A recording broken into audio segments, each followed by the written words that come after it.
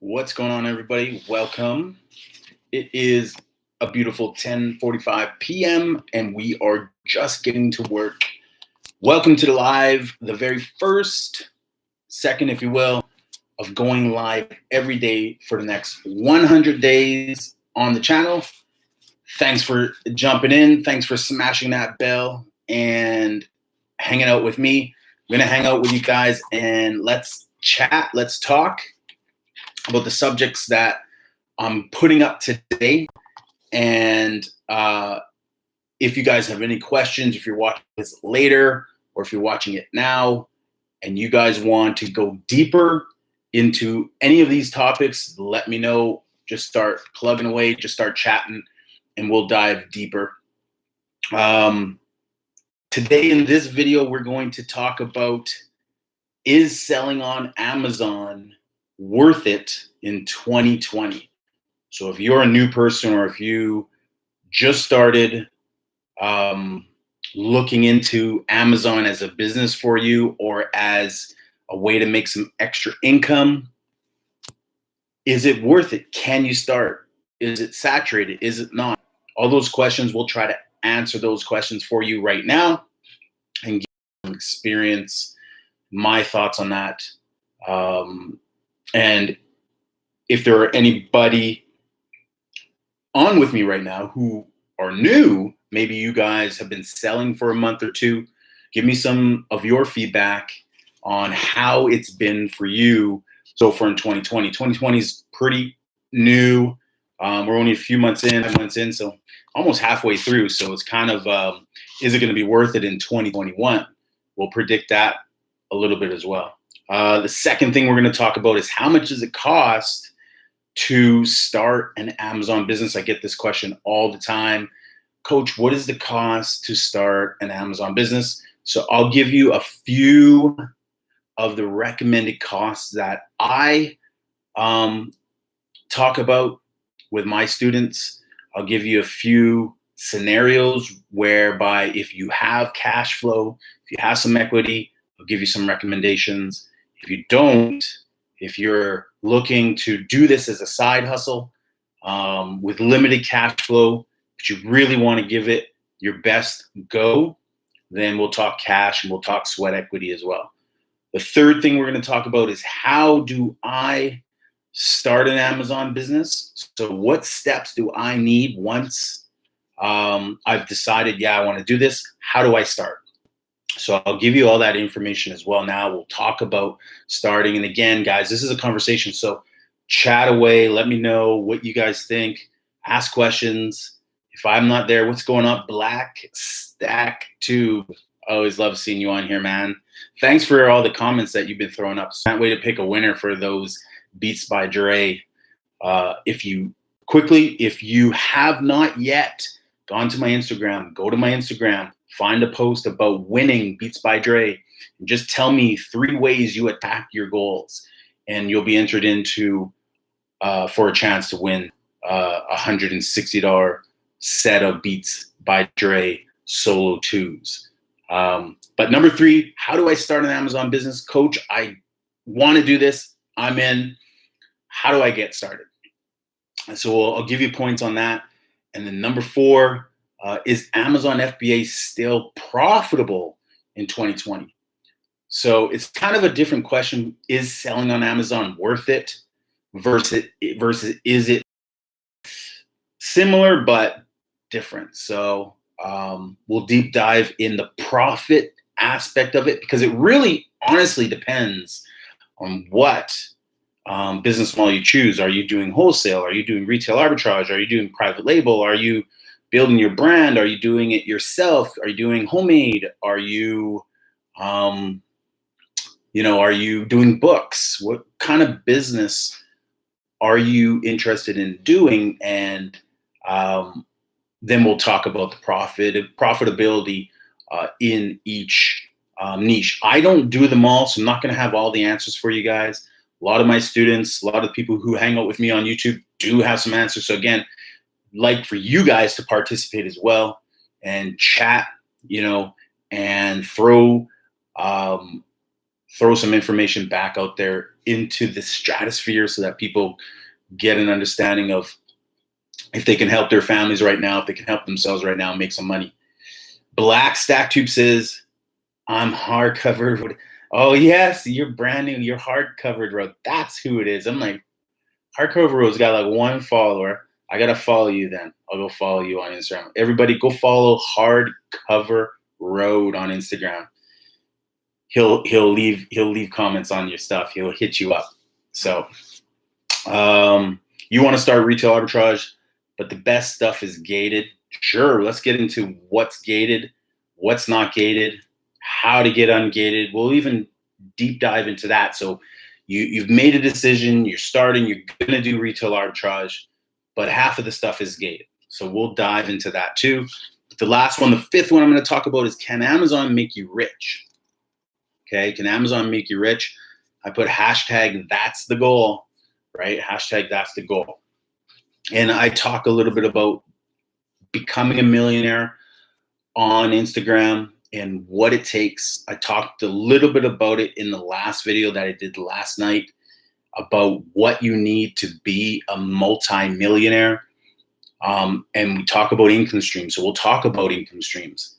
Keep in mind, Amazon can be one income stream, or Amazon can be multiple income streams, just depending on what you create with Amazon. I have a consulting business with Amazon. Obviously, I have a course that falls under my consulting business. I have one-on-one training that falls under my consulting business. You could throw my YouTube channel under my consulting business. So that's one stream of income. Do I make any money from YouTube? No. Do I make money from my one-on-ones? Not now, because I stopped doing them, but it was very profitable at $750 a client, but it was very time consuming. So it was a job in itself to be a consultant and teach people or help people to build their stores, help them and basically walk them through, hold their hand, and be that detailed of a mentor. So I threw that, I stopped doing that. And my course is obviously generating cash flow for me. It's not the biggest course on YouTube by any stretch, but it's a valuable course. Is it making me a multimillionaire? No. I charge $100 for my course. It's not making me a multimillionaire. But that's a revenue stream. Obviously, Amazon, my Amazon business is the biggest revenue stream. For me, I have my own 9 to 5, if you will, and investing. So we want to talk about all the different income streams that you need to become a multimillionaire. But will Amazon get you there? We'll talk about that at the end of this video. So make sure you hang out with me for the full hour, and let's get right into it. Black Stack Tube says, do you insert ads in my YouTube? I do have 1,500 followers on YouTube, so I can monetize my videos. Some are, some aren't. Whenever I monetize them, I just click the monetize button and leave it at that. It's automated. Wherever they put the ads, they put the ads. Sometimes they're just the pop-ups. Sometimes it goes into that 5-second where you skip the ad. So yeah, most of them. I don't honestly know if that's a good thing or a bad thing. To be honest, I don't know how that affects the growth of my channel. Probably should turn them all off. I'm not making money off of it anyway. I think I looked at my ad revenue the last time. It's like $33 a month or something like that, $37 a month. I'll show you guys. But it's nothing that I pay attention to. I personally just do what I do on YouTube because I want to teach the business to as many people as I can. I have a goal. And if I don't start taking steps, then a goal just becomes a dream. And it becomes ultimately a nightmare. Okay, we're going to go on to my YT studio. So my estimated monthly revenue is $39. See if you can see that there. You can see that right about there. So $39 a month I get from my YouTube channel. It's not going to make me. I don't even give. I'm giving. So the other promotion that I'm doing on, and I should probably call it a YouTube giveaway. The other promotion that I'm doing on Instagram is I'm giving away the cash that I spend advertising on Amazon. So instead of giving it to Amazon, I'm giving it to my followers on Instagram, those who comment on those posts. So pay attention. I don't put much effort into trying to make them stand out. They're just, right now, I'm telling you what products I sell, private label, so that you guys can get an idea of what to sell. I have counted down from 28 down to number 1. So go get that information and start selling on Amazon. It's 2020, it's the middle of the year. Start your Amazon business. You're getting a lot of value from me, whether you take it or not. And then in some of those posts is like, hey, leave some comments. If this post gets 25 comments, I'm going to pick a few. I'm going to throw it in a generator, and someone's going to win $25, $40, $10 cash. I'm going to send it to PayPal. And you can ask my students. I've given a lot of my students who've won contests their money back, and all that type of stuff. I just send them cash through their PayPal app. So, and the biggest one, I don't know where they are right now, beats. And I might even give one of these bad boys away. This is Peter LaFleur. I don't know who wants to win Peter LaFleur. Love that movie. Or White Goodman. Maybe I'll do them both. Maybe I'll do a contest so somebody can win both Peter LaFleur and White Goodman on Instagram. So we will, those sell for $40 on Amazon. Pretty fun. You could turn around and sell them. I don't care. If you want to make some money, that'd be $80 right there for you guys. Healthy Empress says, sounds good. Yeah. Wise Guy on Instagram. The Wise Guy. THEWYSE. Go on there. Leave a comment about your goals. Again, the whole point of the goals thing was to get people talking about how they attack their goals. I wanted to see how many people were very similar on how they go about their goals. I talked about in my last video on how I do it, and really how I put myself in a position where, and I'll be honest with you guys, I did not want to get on YouTube today. I did not want to get on here today. It's Mother's Day, obviously, so I'd rather be with my wife, sure, but commitment to a goal and then telling people you're going to do it, I would feel embarrassed if I didn't get on here. So had to make it happen. And so we're here now. And thank you guys. I appreciate 1,000% for you guys hanging out with me. So let's get right into it. Is selling on Amazon worth it in 2020? What do you guys think? Who right now, see there's 4 of you on here, who right now is selling on Amazon, who has a business? I know Black Stack, is looking to start retail arbitrage. The question is, are you registered? Do you have an Amazon seller account? That is the question. Healthy Empress says, how long do you think it will take for someone to make $2,000 in profit monthly selling on Amazon during COVID? Black Stack Tube says he has an account. So who else has an account? Let me know if you have an account. And then let's talk about how is it worth it in 2020? Well, the straight up answer and the simplest answer I can give you is yes. Selling on Amazon, listen, you can't pick a better platform. Amazon is a platform like Facebook, like Instagram, like whatever, YouTube. It's a platform that Amazon let people like you and I register on, like you would a YouTube account or you would a Facebook account.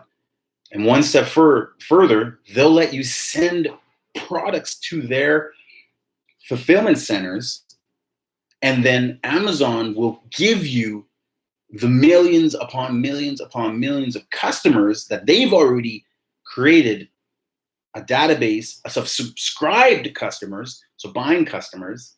They will give you access to those customers, in exchange for you supplying them with product.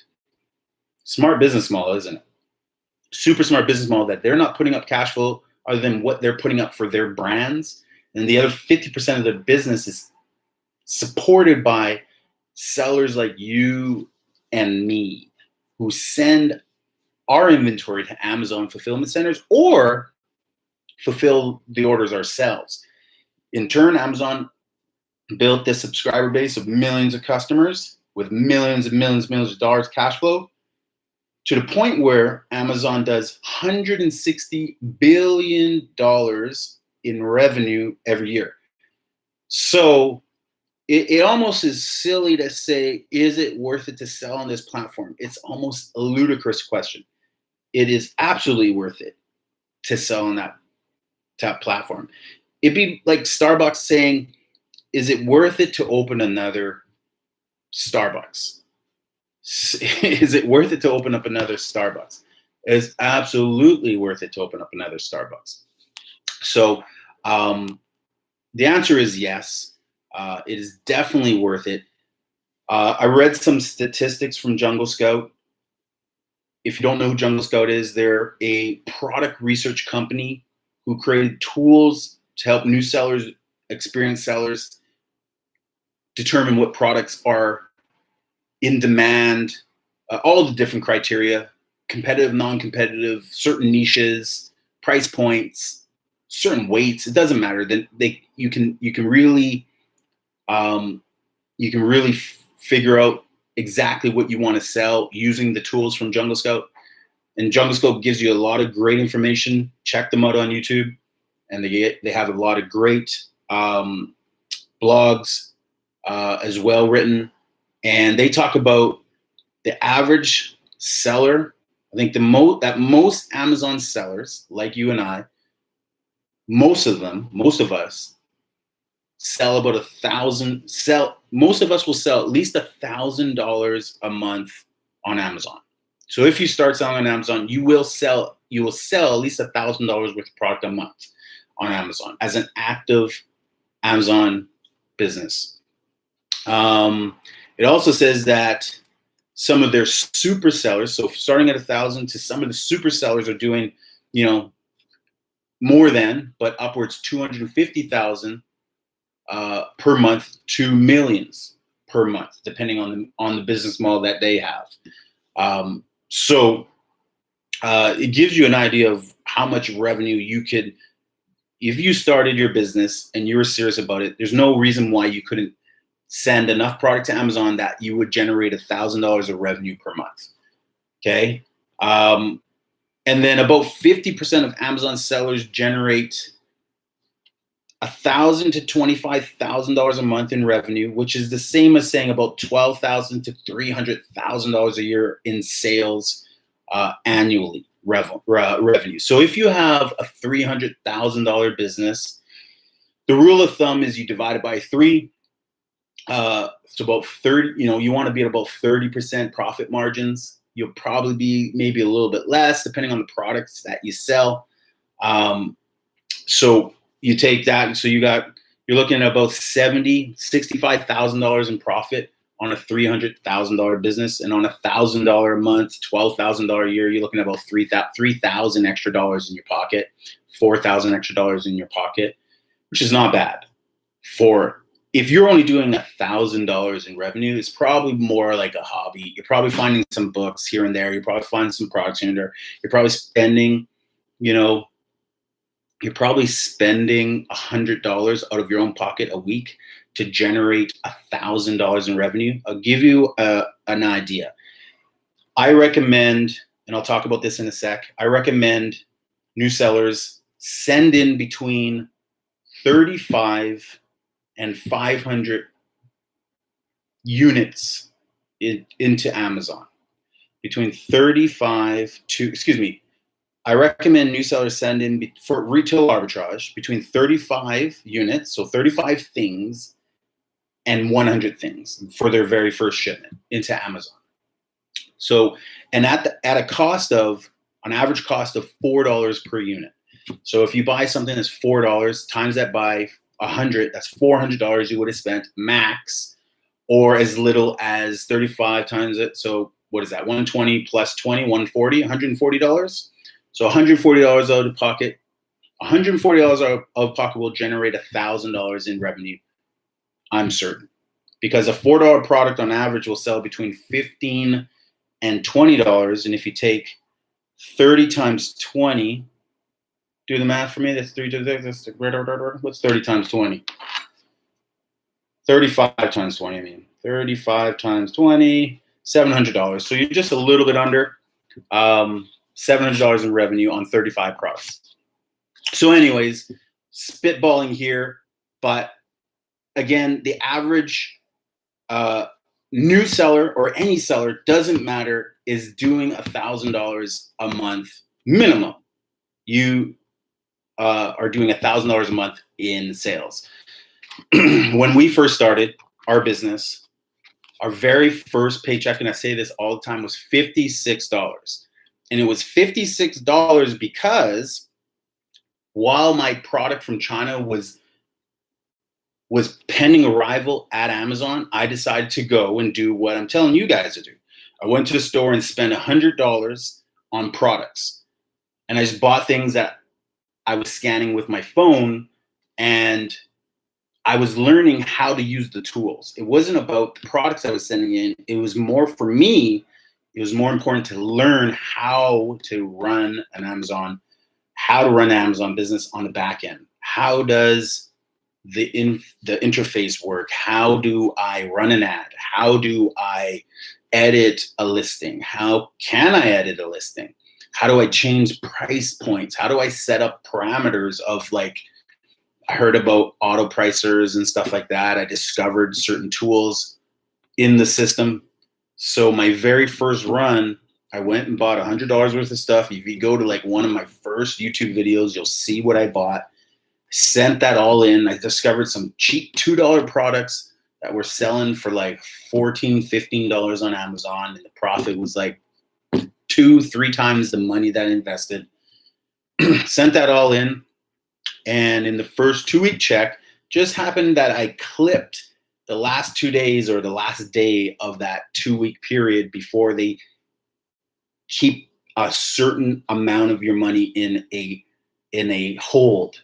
Okay, they hold on a week's value because of returns or all that type of stuff. They want to keep your capital for a certain amount of time. So I think it was 1 or 2 days, and all of a sudden Amazon tells you how much you have pending on your Seller Central account. I had $56, and on like a Wednesday, all of a sudden $56 showed up.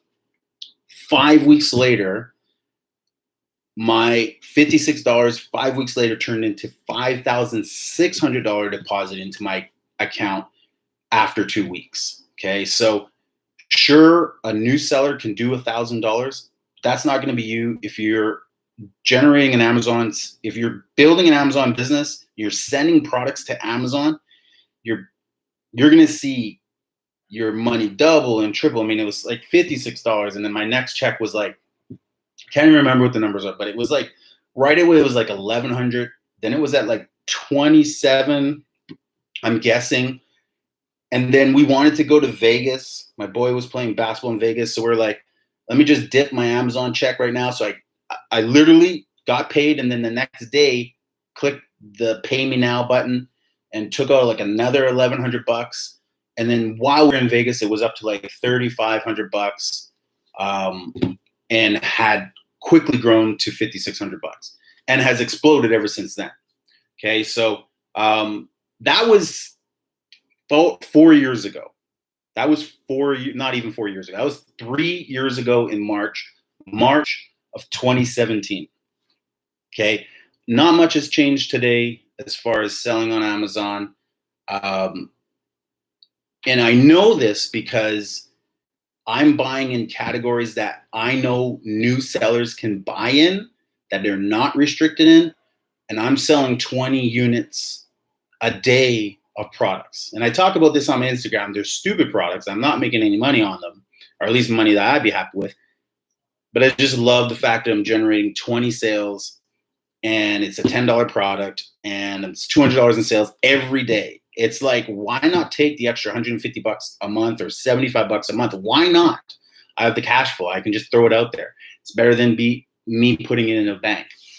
So let me read some of these comments here. Black Stack Tube says, you have an account, respect. Dario Vaz, what up, buddy? Good to see you, man.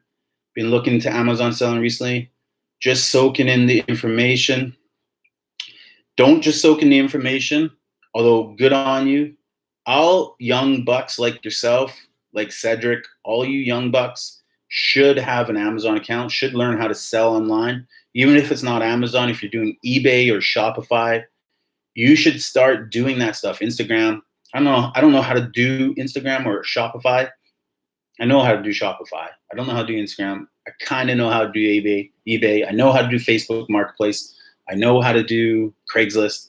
But you guys should be on all of those. I know some young kids who have been on those platforms for years, selling shoes, just killing it. Okay, you should be on all those. But Amazon's the best one because they have millions of customers and because you can send your products to Amazon and let Amazon do all the work for you. Amazon have the employees for you. They'll pick the products that you sent them. They'll package them up, put wrapping paper in them, make sure they're nice, send them to your customer. The label's covered, the boxes are covered, the tape is covered, all those things are covered. You don't need to have that stuff at home. You just need a few boxes to get all your inventory to Amazon initially.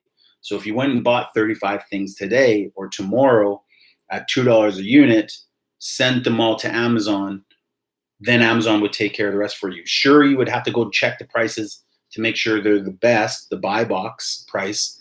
And a couple other parameters, I call it grass. Look into my other videos about that. But every young guy should do this. This will create a new income stream for you. So while you're working your 9 to 5, you're working your career, or you're going to school, you can be doing this right now at 11 o'clock for an hour. You can be working on your Amazon business. So soak it in, but don't just soak it in. Take a step like I'm doing on this YouTube channel. Take a step and do it. Take action and actually start your account. Start your account and then download an app called Seller Central. And I see that Brent's on there, but I was thinking of another Brent. Hey, Brent, what's up, buddy? Good to see you, man. So go download this app called Seller Central. There's a little app right there. It's free. And in it, there's a tool, a camera. Okay, there's a little camera tool that is at the top right of the app.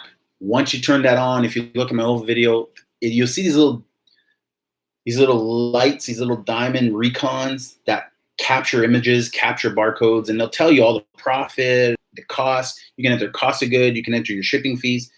It'll tell you how much that product's selling for, how much Amazon fees will be, how much your cost is, and what your total profit is. All that stuff is all in there. It's really, really, once you do it a few times, it's like clockwork. It's really easy to do. But you have to take action. So you got to go onto Seller Central Canada and register a free account to sell on Amazon. You got to register a free account. But do it up, Dario. Healthy Express retracted his message. Brent says, hey, brother. Black Stack Tube says, how much you make a month depends on the inventory to sales ratio. For books, that ratio is pretty low, around 5%. Fair enough. I'm not going to say I'm a huge book guy, but here's the thing with books. And I talked about this a little bit earlier. And I know a lot of booksellers on Amazon. I know a lot. I know a lot who just want to do that niche because they're killing it in that niche. I'm a private label guy. I'm killing it in private label guy. I don't really want to do all the other stuff, although I like retail arbitrage has become part of me. I love going out there and shop. I used to hate it. Then I was like, I do it because of my YouTube channel. I do it for the content. Now I like when you take it away, like COVID has, take it away from me where I can't go out to these stores and shop for products and scan things. It irritated the fuck out of me. And now I understand how ingrained that is in my foundation as an Amazon seller, is going to these businesses and buying all their clearance products thousands of dollars a day in just buying it all and shipping that inventory to Amazon. But books, I've said it out loud. I want to get bigger in books. I'm losing thousands and thousands and thousands of dollars. I'm losing thousands of dollars not doing a book business. Why would I want to give up all that money? I already know how the business works. So again, it's just about spitting it out, saying it out loud to you guys, making that commitment and going and doing it. For me, that's how I operate. That's how I attack my goals. It's not just how I attack them. That's how I accomplish every goal. So I tell people what the goal is. I tell people I'm going to do it. And then I feel like I'm ashamed if I don't. I feel like I'll let people down if I don't. I actually tell myself, well, I'm so ashamed if I don't hold myself accountable. People are kind of watching what I do. A lot of people have their eyes on what I do. A book business, I'll give you an example. I have a friend who has followed me on YouTube. We've chatted. We got a good connection. We talk all the time. We check in with each other all the time. He sent me a great stat. And every time we chat, he's always lets me know what his numbers are at. He didn't join my course. He just followed my YouTube stuff. And every so often when he reaches out to me, I give him some great tips. Or at least I feel great. Maybe he's like, Chris, I don't know what the fuck you're talking about. But I reach out, I just give him some tidbits, grass, grow your inventory. I remember one time I said, grow your inventory. I don't know what it was or why we said, stagnation or whatever. He got stagnant. Maybe he didn't. He just got to a certain point. He's like, you need to get to the next level. I said, well, grow your inventory. Go to step one, which is grow your inventory. And anyway, he took action. He just went berserk in the book business and started doing 500 units and then more and more and more. And soon enough, I think the next time we spoke, he went from his first sale. Hey, coach, I made my first sale. I'm like, yeah, respect. Good job. That's how it starts. To the next time, him having done a couple $1,000s to having gone to, I think, a $20,000 a month business in under a year, to the last time I talked, which was with him was early this month, to having gone to a $60,000 a month business. And there's no doubt that he'll be at $1 million probably next time we have a great conversation. $1 million in books is a lot of damn books. COVID probably hit him a little bit because they had restrictions, stuff like that. But he has other avenues and ways of selling his books. He has help now, all that stuff. But to have gone from making his first book sale 18 months ago and let me know about it to a $60,000 a month, that'd be $60,000 a month, $720,000 book business. Even if that's 5%, what's 5% of $720,000? And I know it's not 5%. There's no way in hell he's doing just 5%. Profit margin, 720 000 times 0.05, $36,000. I mean, he put it this way, he travels a lot. So I know he's not just doing 5%. He gets to travel. He's quit his job. He doesn't work. I think he got laid off. It was part of the reason why he's doing what he's doing. But he doesn't have to go back to his 9 to 5. He works it with his girl. And maybe his mom. I think his mom's involved in his business with him, and it's awesome. And I have that. I've so many of those stories. And there's students in my course that are killing it, and not everybody shares the numbers. And I don't ask to see the numbers. I'm not that guy who posts these numbers and my students that and doing this and doing that. I just like to tell a good story on how people are killing it. My books do 100% ratio. So if I spend $4 on a book, it's giving me $4 back after all fees. Okay, that's my current book business. And I'm not in the book game, but I source books that are new, stacks of new inventory, and I send them to Amazon as new, and they sell for new pricing. I don't offer any used listings in books. So everything that I sell is brand new. And I at one point had about 1,500 books. To go back to the guy I was talking about, he's currently at 14,000 book inventory. So respect the game. The book game is a healthy game to be in. I was at 1,500 books, and it was just like, I sit back and book sales come in all the time. You got to just get that book inventory to Amazon and feed the beast. Feed the beast. What else we got here? That's awesome. I got that app. I've been scanning things. Respect. And so what Black Stack Tube, what categories do you scan right now that you can't sell in? So you're saying toys you can't sell in. What other categories can you not sell in? And I'll give you some ideas right now on what you should try to sell in. I'll give you some ideas right now. Okay, so the whole thing is this. If you are new to selling on Amazon, you're going to be restricted for different reasons. You're going to be restricted because of the type of account that you started. Do you have a professional account, or do you have an individual, aka a free account? You can set up a free account right away. Now you're semi-official, but you can get the scanning tools and you can begin to scan products and try to buy things to send to Amazon. Before you go to stores, I recommend new sellers set up account. I recommend go pro right away. Spend the $30, because then the accountability to your goal will increase. People who get things for free, there's no value in something that's free. Okay? Fair enough. If you're having a free account, you have a free account. If you're going out there, you're going out there. Still a hobby. Okay? You should legitimize. I call it legitimizing your business. It's the first module in my course. Legitimize your business. Pay for a pro account. Go buy inventory and send the inventory to Amazon now. So let's skip all that nonsense. Let's talk about the product.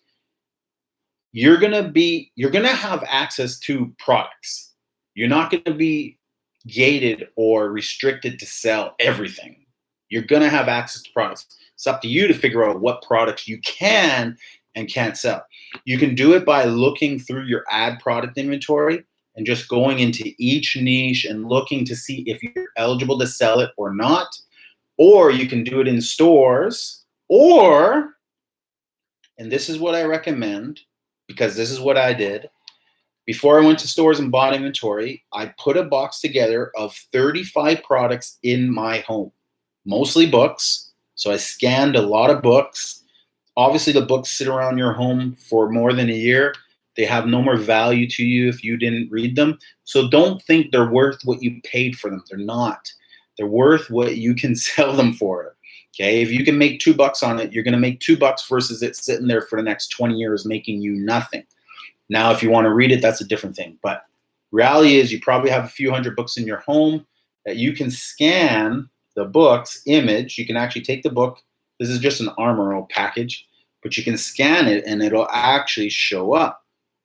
Okay, so in the top corner there, that's the scanning camera. You push that. Doop. And it scans, and those twinkle stars show up. You point it at the product, and it scans the image of the product. If I can do it here. Sometimes I got to jump out, go back a little bit. Sometimes I got to use the home screen camera.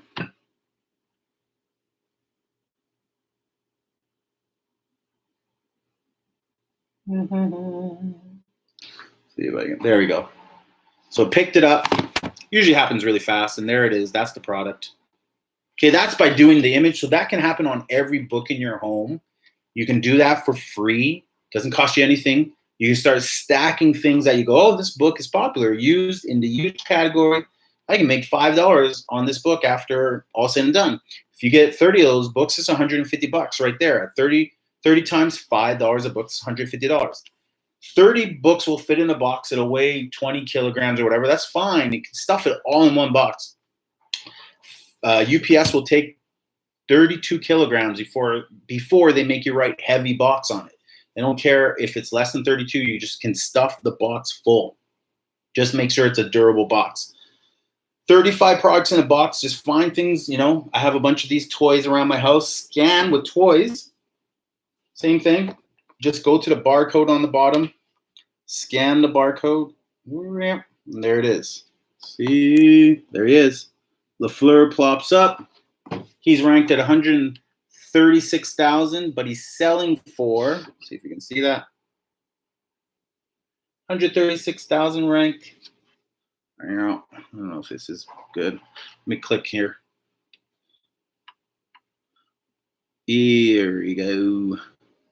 So up in the top corner, anyway, it's not going to show up. 136,000 ranking toys. I could sell that, would be no problem. I'd just throw a 5 cents ad on him. But he's selling for $52. So I would make minus Amazon's cut. Amazon want $13.97, meaning they want $7.89 for this guy. That's 15%. Amazon always takes a commission, which is 15%, which equals $7.89.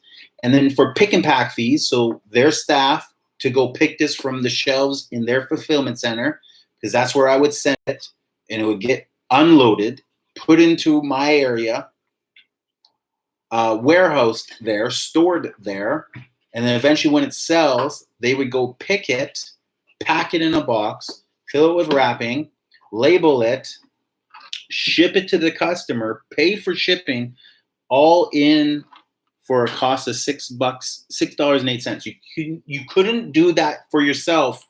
Just your time alone is worth way more than $6.08. So for a total of $13.97 that Amazon is take, $52 product, they get $13.97. I keep $38.64. So again, we're gonna give these bad boys away on Instagram. So go follow me on Instagram. There's 2 of them. They're collectors, and you could sell them on Amazon and start with $100 right away profit. You can't beat that. The whole point is you can scan things in your home. You can scan things in your home and for free end up probably creating a box load of stuff. You might have some cleaning supplies that is unopened, is brand new, and it's not been opened. Scan it, check it out. It might show up, everything. Just start going around scanning things in your home. So I call that a home arbitrage. Do a home arbitrage. That's the first thing you should do. Once you do your home arbitrage and you learn how to scan things, then you would move on to a retail arbitrage, which is going into stores like Dollarama, London Drugs, Superstore, Canadian Tire, Winners, Shoppers Drug Mart, you name it. The list goes on. You can go into Target, Walmart's, go into your favorite section, whatever your favorite, if you're beauty, if you're clothes, if you're sporting goods, if you're toys, golf, pet, it doesn't matter. If you love cleaning supplies, go in the cleaning supply section. If you like food, go in the food section. If you like chocolate, go scan chocolate. Not right now, though. Don't send chocolate into Amazon right now because you can't. It all melt. I'll give you an example. In sporting goods, we're scanning everything. We're in sporting goods, and we're scanning the basketballs. All the basketballs are priced at their regular sale price. Nothing great. It's not clearance. I scan the ball. It's $20. Oh, snap. It's selling on Amazon for $80. Amazon's taking $20. I got to pay $20. It's $40 profit on these basketballs. The rank is really good. What do I do? Personally, what do? I buy all the inventory that they have in that store. And then I drove to 10 more locations, bought all the inventory, accumulated 100 basketballs, sent them all to Amazon, and have just been selling basketball here and there. And actually, I have other basketballs in my inventory. I'm a basketball guy. You think I'm not going to look in the basketball section to see what I can sell? That's basketball. I'm a sports guy. You think I'm not selling Nikes and Adidas? I'm selling all of that stuff, guys. There are so many categories that you can sell in, but there are so many that you can't right now.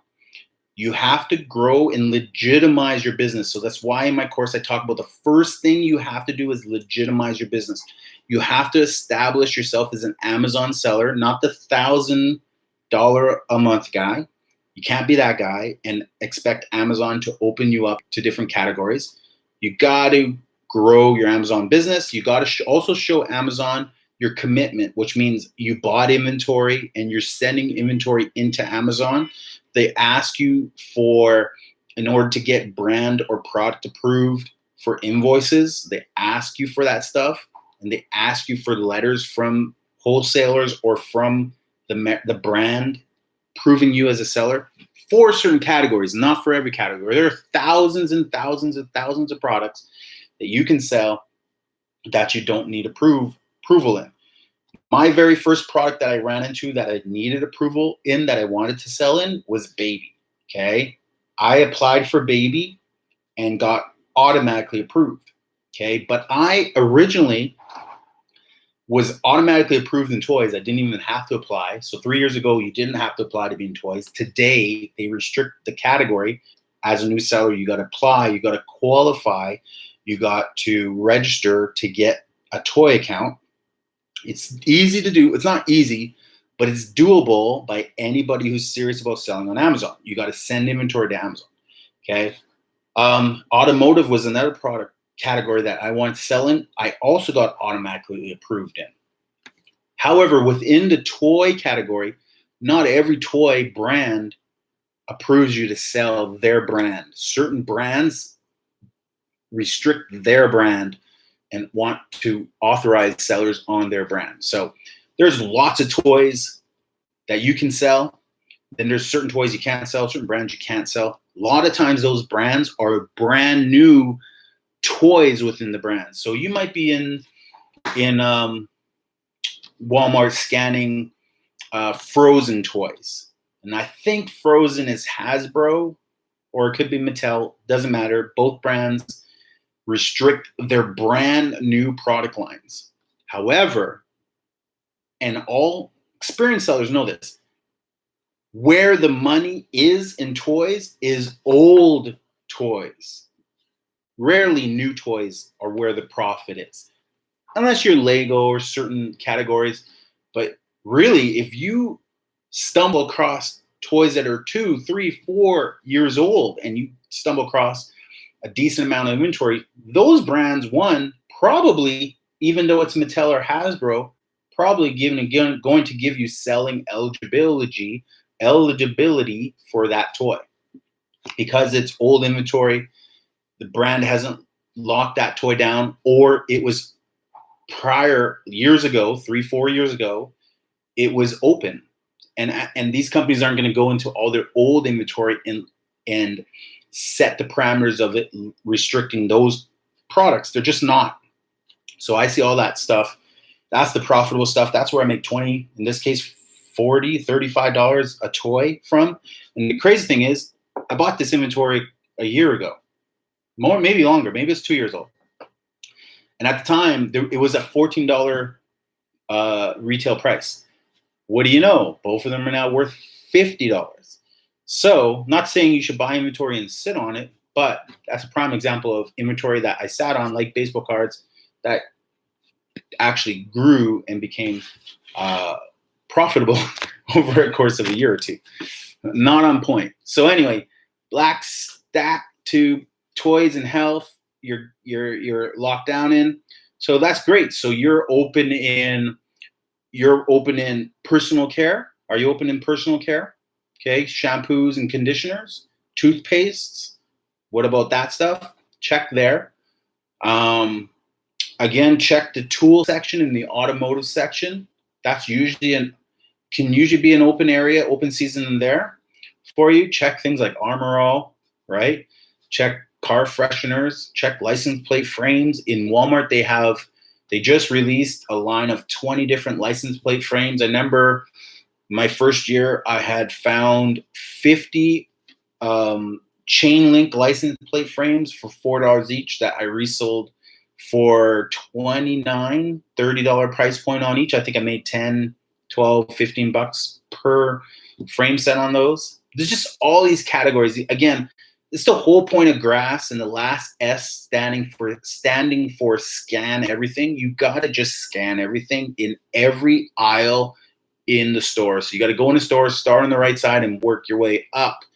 When I go in the Dollarama, up the right side is your home and kitchen.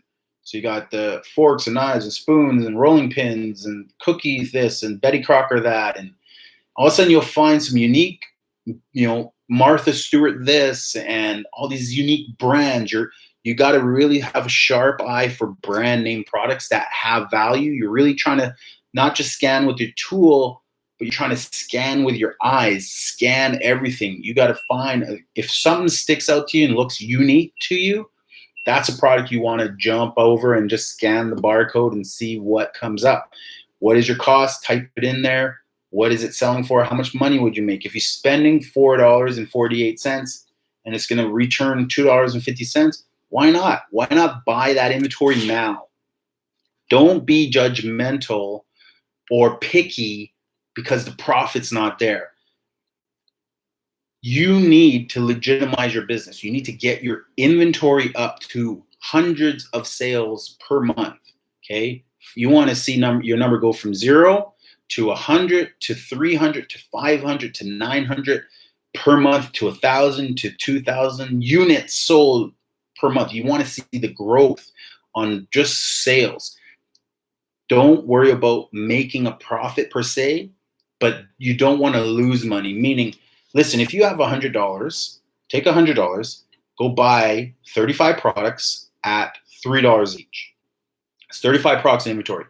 Go sell all that inventory. Make sure it's good inventory. Go sell all that inventory for 50 cents profit if you could. But make sure all the ranks are really low, like closest to first place as possible in the category. Don't get caught up with, oh, is this a good rank? Is that a good rank? But don't buy ranks that are like in the hundreds of thousands. Make sure it's under, in toys, if you can do it, under 100,000. In every other category, under 25,000 if you can. Under 50,000 is okay, but not. I would, as a new seller, I'd probably avoid all the other ranks that are greater than 50,000. Okay, and I can give you more detail on that if you really want. Let me know. We can talk about that too right now. But just really the point is you want stuff that's going to sell and is going to sell really fast. So you're really just trying to scan everything, look for 10,000 rank, 5,000 rank, 12,000 rank, 20,000 ranks, or less. And I don't know if you say less or more. Anyway, closer to the finish line, closer to number one. So, or less. That's the inventory you want to buy, and you want to buy that inventory. And you want to get that inventory to Amazon, and you just want it to sell. You just want it to sell quickly. You want to turn tables so that all of a sudden you're showing sales on Amazon. You're showing that you're legitimize your Amazon. Amazon recognizes you as a selling business. They change your score as a seller, and then what happens is you start to get open or approved in categories that you probably wouldn't have been approved in to sell before. You're likely to get automatic approval. Okay, doesn't mean you still got to apply for certain brands in certain categories. Doesn't mean you don't have to work with a wholesaler or work with a private label company or work with a wholesaler out of China and import some stuff. You should probably think at some point in your business, sooner rather than later, that you're going to source and import products so that you can open yourself up in specific categories, or that you're going to reach out to a wholesaler so that you can open yourself up in certain categories. Okay, it's just about making a call and saying, hi, my name is this, and I'm interested in buying between however much, 500 and a few $1,000s in inventory a month from you guys, and I'm looking at wholesale account, blah, blah, blah, blah, blah. Okay. It's about building your business, but work in the categories, again, black stack tube, work in the categories that you are already open to selling. And it's about scanning everything with your eyes and with your tools. And the biggest catalyst I can say to huge growth in volume per month, again, is books. Everyone is open to selling books.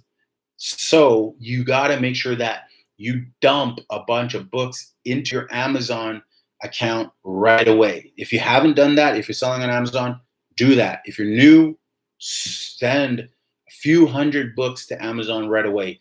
My magic number is 500 books, get to 500, then get to 1,500 books. Then if you're not serious about the book business, excuse me, why am I saying 500? I'm thinking of private label. Is 300, 300, 300, 900, 1,200, okay? Get to 1,200 in inventory. That's a pretty legit book business. It's a pretty good, it's a decent revenue. It can be better. Like I said, you can have 10x that and have 12,000 books and be doing a whole $70,000 in profit just from your book business alone. But I have 1,200 books and I'm happy with, the extra. Again, my books are brand new. I'm happy with whatever. I think it's like $500 a month profit that we make from our book business. Okay, but you can send a lot of inventory. And why I say 300? Because 300 books is probably going to take you an entire day to prep. Entire day. Like I'm talking early morning to late at night to prep it, to get it to Amazon, to scan it in your inventory, to label all your books, to package your books up, to seal them, box them. And then the next day to bring that shipment to UPS, or as I've shown guys on my YouTube channel, to get UPS to pick it up from your house. So you don't have to lug 10 boxes of books to the UPS store and drop 10 boxes of books off at a cubicle UPS store. They'll like you better if you just have UPS pick up the lot from your home directly. So look into that. Check out my YouTube video on that. Free account for now until I have inventory. It is not worth it for the monthly fee. That's a pessimistic point of view, Black Stack. And I say that because you should be, and look, I tell people go free because it's an action step. Go free, get scanning right away, go free. It's an action step, but it's not a legit business. It's a hobby. Okay, a free account is a hobby. It's nothing more, nothing less. It's a hobby sales. That's why Amazon don't open you up for anything. It's a hobby sales. Okay? And here's the point. My advice is to send 35 units of inventory in, and I'm specific on that number for a reason. One, it's about 35 units will fit in one box. That one box will cost about $14 through Amazon to ship it wherever, max. Probably $14, maybe $20 at this time because the prices have gone up for shipping. So let's say it costs $20. $35, 20 units, 35 units, $20 shipping. Let's see what that is. Now, I usually say it's 33 cents a unit is what your amortized cost is. $20 divided by 30. $20 divided by 30 equals 30 units. $25 divided by 35 equals 71 cents. So 71 cents a unit for a $20 shipment. Now, I always use the $10 because a lot of times my inventory per box was roughly about $10 at 35 materials. Your box, how much did that cost you? Your fuel, if it cost you any fuel to get to there, you got to add that all together and take that out of your cost, divide that by the total units. But anyway, 70 cents a unit for 35 units to get it to Amazon. But I say 35 because free account else that pros pay, which is the base, pick and pack fees, commissions. They might have one more referral fee or something like that. But on top of that, I don't think pros pay a referral fee. I can't remember. I don't think so. The dollar fee that you're going to pay that every unit, every time you sell a single unit. If somebody buys 5, you're going to pay $5. Even if it's one customer, you're going to pay $5. It's each unit that sells, you a mandatory $1 fee. So as soon as you reach 31, it makes no sense to have a free account because you're paying more just to have that free account.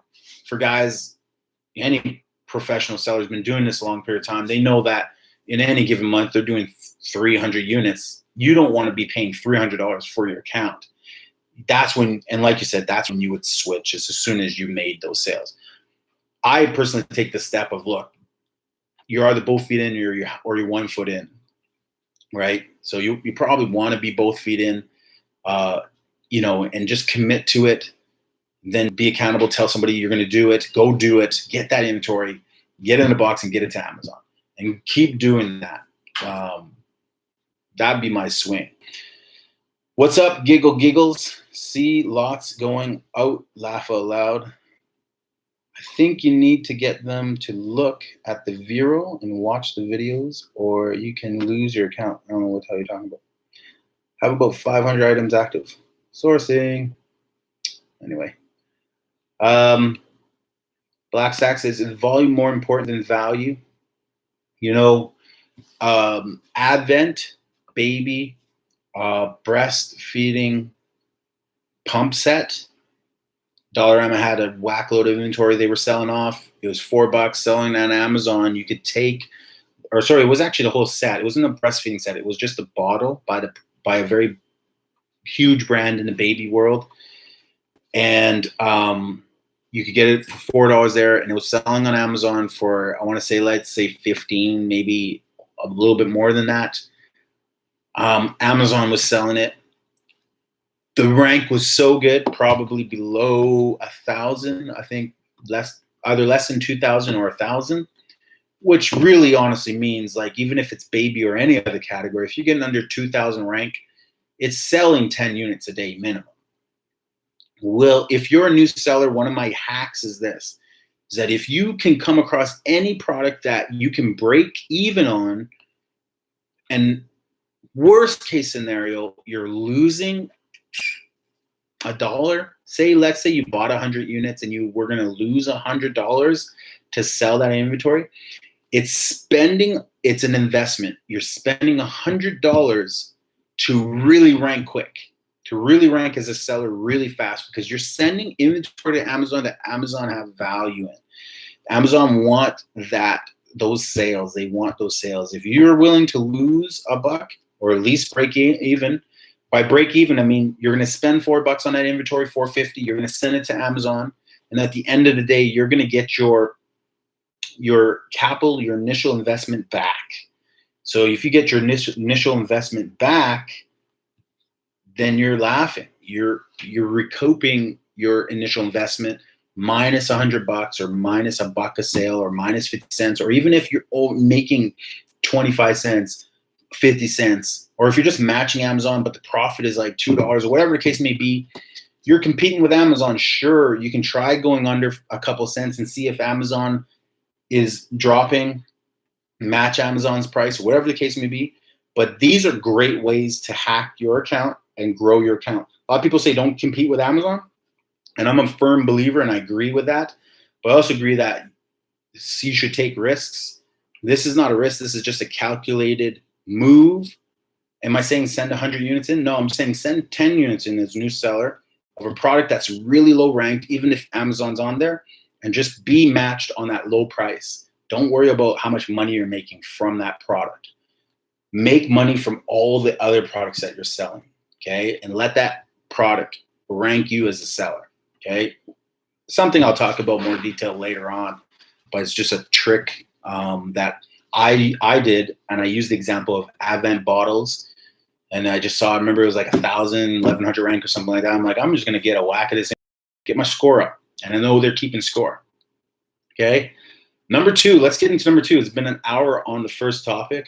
Let's jump on to number 2. Giggles says sourcing, FBM or FBA, you should care. Have about 500 items active. Okay, right on.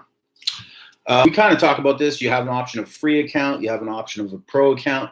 Pro account is $30 a month. It's probably around the same in the US. That's one thing. So getting started with the basics, that's that. Now, it depends on what you want to do. Do you want to do other brands or your own brand? Do you want to do private label, or do you want to do retail arbitrage? If you're going to do private label, I mean you're sourcing for products from China or from somewhere else, India, US, doesn't matter, but you're sourcing and importing products with your own brand on them, okay? A lot of people recommend 500 units. You want about that much inventory so you don't run out of inventory. Again, so that your Amazon really put emphasis on inventory, on in-demand products, obviously, they allowed high-demand products to remain selling on Amazon during their quote-unquote lockdown, or essential products only. Essential to them means, listen, if it's high volume, it's essential. Okay, so private label, 500 units is the goal. I say 500 to 1,500 units because I also talk about launching 3 products, not just one. So you want to at least do a minimum of 500 units, but 3 products. So 166 units per product, okay, to test and see which one picks up, which one is whatever you want to say, which one is actually becomes a success. Okay, you're gonna fail. You're probably gonna have some products that take a long time to ramp up and sell. Okay, it might take a long time to rank them. You might have to drop the price and sell them for really cheap until they get ranked and get up on page 1 on an Amazon search. That's why you need to do 3 products at the same time. So 500 units minimum. If you're going to do 3 products, 1,500 units maximum, 3 different products. In the retail arbitrage, I say 35 products again to 100 products. And you want to have what I call width and depth, at least 1 to 2 of each, 15 to 20 different products. Okay, so 15 to 20 different products, 1 to 2 of each. Okay, and you want to see how quickly those products sell when they arrive. How quickly do they sell? And as soon as they sell, you want to go source more of that inventory. Okay, that's where you go swim, source what is moving. Okay, so 1 to 2 of each, up to 40 products or 35 products.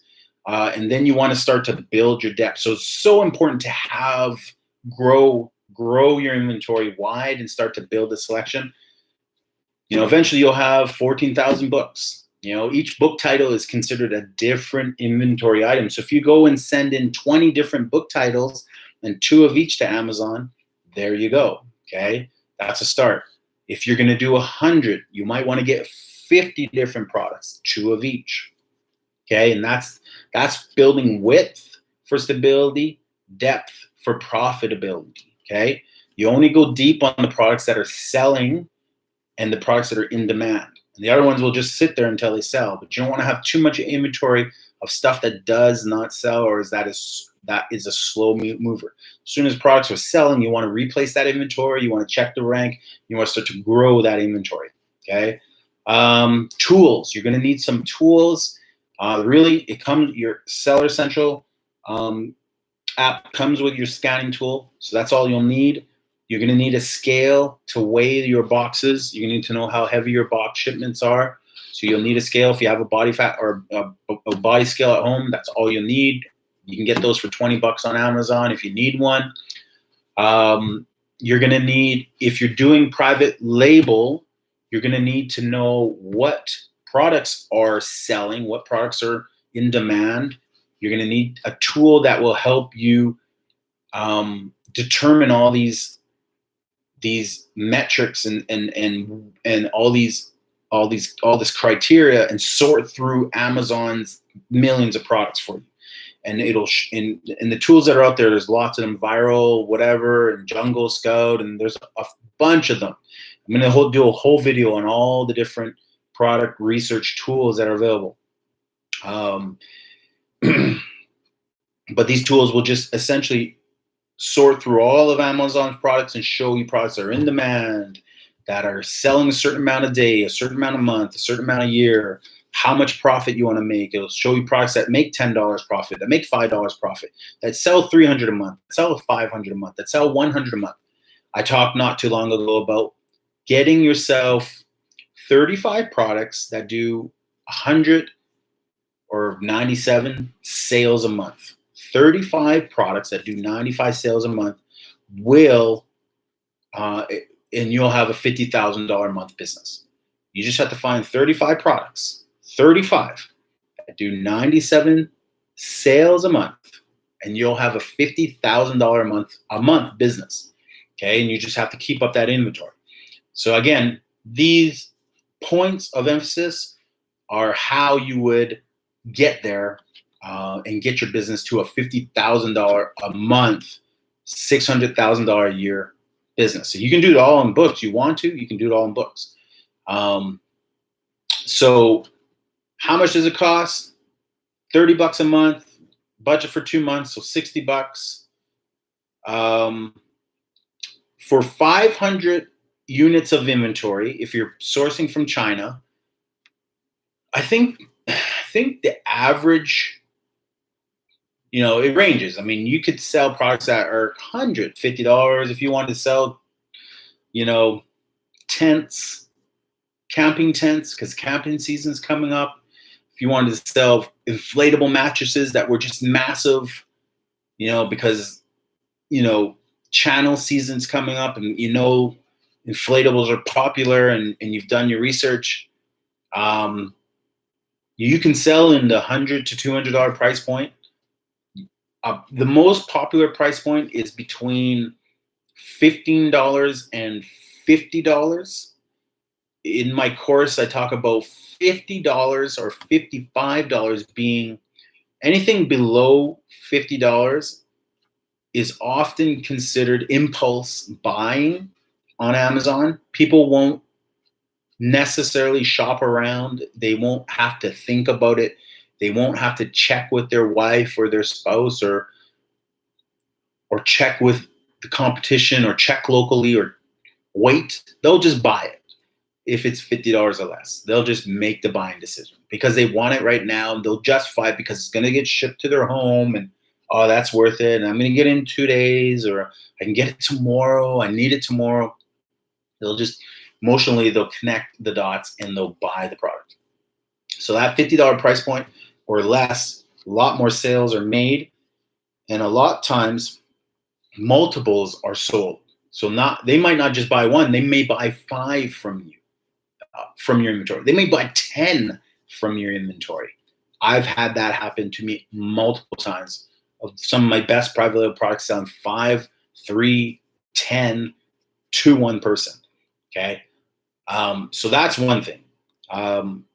So $15 price point to $50 price point.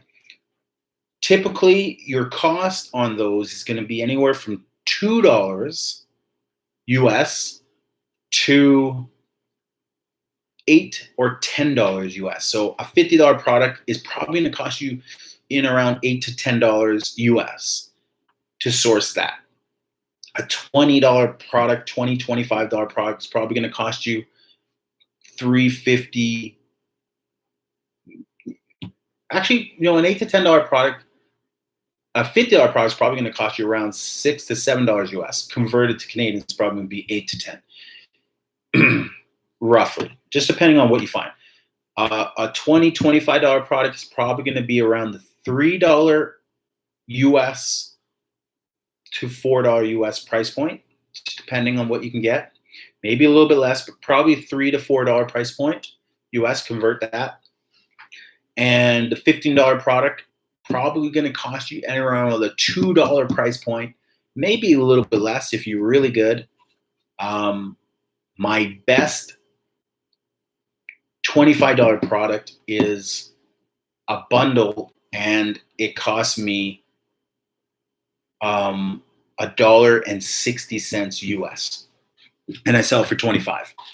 So if we'll just use the $3 price point, $3 US times 500 units. Let's just say you found 3 products from China that you want to source, and yes, China is still open, and yes, shipping is still open, and you can get it shipped via the sea, and it can be to Amazon in 30 to 45 days. You can get it shipped via air right now. It is really expensive, so I would not recommend having your product shipped by air right now. It's just too expensive. Just wait the extra, 30 days it takes to get over here by boat. But it's just too expensive right now. And most manufacturers that you're dealing with will warn you that it is too expensive. So just keep that in mind. But $3 price point, $20 to $25 you're going to retail it on Amazon for. 3 times 500 is $1,500 US. So if you want a privately built business, you need $1,500 US capital minimum. 2, if you're going to do 3 private label products at max inventory, which I wouldn't recommend more than 500 units, you're looking at 3 times 1,500, so $4,500 US to get 3 units and enough inventory to get started there.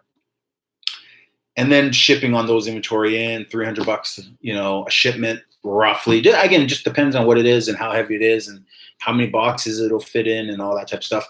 But if you're going over the sea, it's not going to be expensive. It's roughly going to be $300 or less per shipment. Okay, so you're looking at anywhere from $1,500 to $4,500, plus $300, so $1,800 to $4,800, for $5,400. So 18 to 54 in that ballpark. And again, I have different ideas for different people and their expertise on what they should do.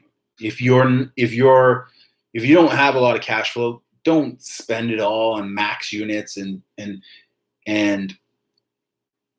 be sure on the products that you're launching. Be sure that those are products you're gonna launch, that you want to launch, that they're gonna do good, that that they'll capture market, that you can only be so sure, but do your research. Make sure that those products are that you're gonna be able to afford to send those products into Amazon. And if they don't do well for a long period of time, or if it takes time for them to ramp up, that you're okay with that you have enough capital. It's all about how much capital do you have, how much money do you have to sustain yourself and not worry about the investment that you currently have at Amazon.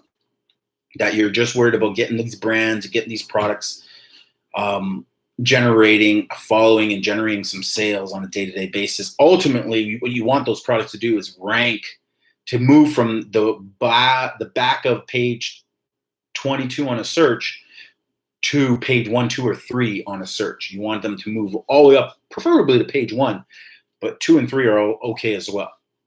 And then you want to build the brand. You just want to keep sending products in you want to come up with an umbrella brand, and think of other brands out there like Nike, like Adidas, like Refrigerator, like Under Armour, and different toys, Hasbro.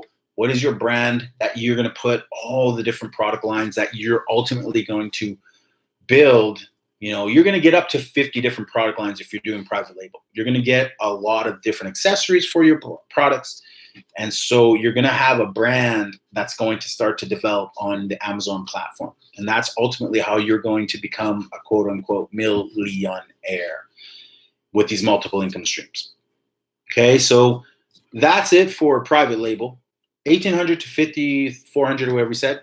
Retail arbitrage, 35 units to 100 units. What's it going to cost? Same averages. Let's say $4 a product, $3 a product. 3 times 35. I like to use 4. I actually like to use 5, because if you're going to do Dollarama, you're going to be spending $4.50 on a product. If you're doing the Dollar Tree, you're going to be spending $1.40 on the product. So $1.50 times 35 is $52 to get 35 units from Dollar Tree. Better products, you're going to be at the Dollarama, or like, what I don't know, a comparable store would be like where they have better brands. So you're going to pay $4.50 times 35 products. So you're going to be $157 for the minimum inventory. To 100, I just say do 100. First send times 4.5, $4.50 is $450. So 150 to 450. So really the parameters are just depending on where you shop. If you want to spend $1.50, you're looking at $50. If you want to spend $4.50, you're looking at $150 to a maximum of $450 for your first shipment of retail arbitrage products. Now, certainly it can go up from there. I source toys right now from a lot of grocery stores. Grocery stores have not just groceries. They have a house, home and office. They have cleaning. They have personal care. They have many different aisles. They have toys. They have, you name it, books, you name it. So you can get a lot of different inventory from grocery stores. I spend upwards $18 a toy if I'm going to certain locations. If that toy's hot, it's under 20K and I can get 4 of them or whatever, and the profit's 20, I'm going to double my money. I can get $100 on the sale. I'm going to go get that $100 in that 15 minutes sourcing or half an hour in that store. I cap myself at a half an hour max in stores unless I'm scanning. Certain stores I'm new in a lot of times, so I am scanning everything with my eyes and with my tools. So I'm going up and down every aisle, looking at every product, and what do I see? What stands out? Looking in the crevices because stuff is hidden, and I'm looking up and down, and what do I find? Okay, the fastest way to scan is with your eyes. There's no tool faster than your eyes. As soon as that product stands out, oh, okay, what's this? Okay, well, this looks pretty valuable. Collectors, I know the Dodgeball movie. That's a wicked movie. Okay, I can get this for $4, 48 cents. What is this worth? White Goodman. What is Peter Lafleur? And the crazy thing about hundreds of these, and I opted not to buy them all. I should have bought all the inventory, sat on it. Now I know better. So a year later, next time I come across inventory like this, by Vinyl Sugar, this brand, this is $37.82, 126,000 right. I should have bought all the inventory and just sat on it for a year. I did that with Halloween. Why wouldn't I do that with toys? Why wouldn't I? It's worth it for me. So then I scanned it. I'm like, okay, I'm going to make $4 investment. I'm going to make on Guy Lafleur, $4.48. I'm going to make $21.59 profit after all the fees. Let me put in the 70 cents shipping. Let me put in the extra. I need a box. That box is $3 divided by 100 units. So that's 3 cents. So 73 cents, or well, it's 9 cents. So 79 cents because there's only 30 units in that box. Okay. So I'm going to make $20.80 off of that bad boy. Profit.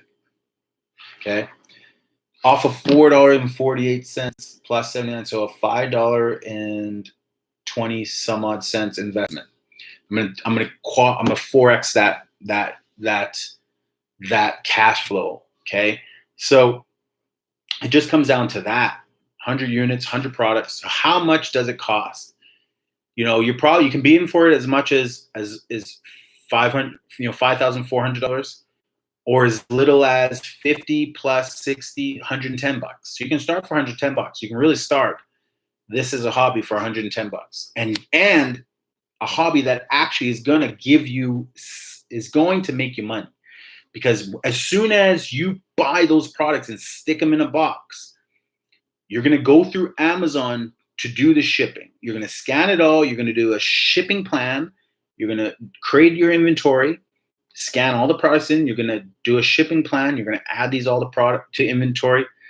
You're going to add them to a shipment, selecting all the things that you're going to send in, and you're going to go send inventory, and it's going to take you through these steps. And then at the end, it's going to ask you how you want to ship, and you're going to say using Amazon Deep Discount Shipping, which is a little button. Okay, you click that. It's going to ask you for the dimensions of the box. You're going to measure it. You're going to weigh it. You're going to put that all in there, and it's going to say calculate. You're going to calculate the shipment. It's going to tell you it's $14.64 to ship this box to. It's going to go all the way to Ontario. So that's it. You put all the stuff in the box, fit it in there like a glove, get the right box, make sure it's safe, sealed. It's not going to get damaged in shipping. Seal that bad boy up, bring it to the UPS store. Make sure they scan it in with their gun and walk away, and you're done. Make sure you go to your listings and make sure the prices are matched with the other bestsellers, other competition for each listing. Make sure you're at least matched. Eventually, they're going to drop their price to be below yours, and Every day, you're just going to check your inventory, make sure that you have a competitive price. You're matched or you're 1 penny or 5 cents lower than your competition. And I want you to manually do that for now. I don't want you to turn on your auto pricer till later. I want you to manually do it for now. Okay, so that you can learn how to do it manually. And then eventually you'll learn how to automate that part of it so you don't have to do it, so that it automatically lowers the price when someone tries to beat you. Those are things that you can do. It's an etiquette game when you get to that stage. Okay, and that's it really. So $50 to $450 for retail arbitrage, with an extra $15 for the shipping the product in, and maybe an extra $3 for a box. And if you need to scale, an extra $20 there. That's it. So maybe $500 for 100 products that might return. Probably not. Let's just say a 1-to-1. So if you're putting in $500, you're going to get back your initial capital, $500 plus $500 profit. That's what you're looking for. Okay, you want to get back your capital, but you want to see $5 profit come back for each and every $5 you invest. So you're putting in $500, you're going to get back $500. So you now have $1,000 to play with. Okay, and then you're going to take that $1,000 and you're going to buy 200 units of inventory. Again, going back to what I talk about with width and depth. Depth for profitability, width for stability of your business. Okay, so we're going for an hour and 30 minutes here. And I still got people live with me. Who is here still? Let me know in the comments. I've just been rambling. Giggles, I don't know if you're still here. I should carry, he says. Dario was hanging. Sounds good. Will do. Thanks. That was a while ago. Black Stack, you still here? Let me know. And let's take a little Coke Zero drink here. My favorite drink on the planet, Coke Zero. Imagine I had a Red Bull right now. I never sleep. I have one of those more. It's going to be a long week. What's up, Black Stack? Right on. Still here. So we talked about 2 of these. Now we're going to jump into the third one. How do I start an Amazon FBA business? Which you have already, so respect. Get your products going. I'd love to see what you scan, man. Just message me, Black Stack. DM me or whatever. Just say, hey, I'm looking at this, looking at that. I can help you out. I'll be more than happy. Just reach out to me on Instagram. If you have any questions, I'll help you out. You know, but just get into store. Even if you have questions about stores, I have a video up. Where are you from, Black Stack? What part of the country do you live in? Let me know. Put out a lot of videos of where to shop, but I can always tell you by season where to go. I can tell you, being that it's May, where to shop right now. What's hot, what's not, what's ramping up, all that type of stuff. Artificial sugar is terrible for you. Thank you. Respect that for sure.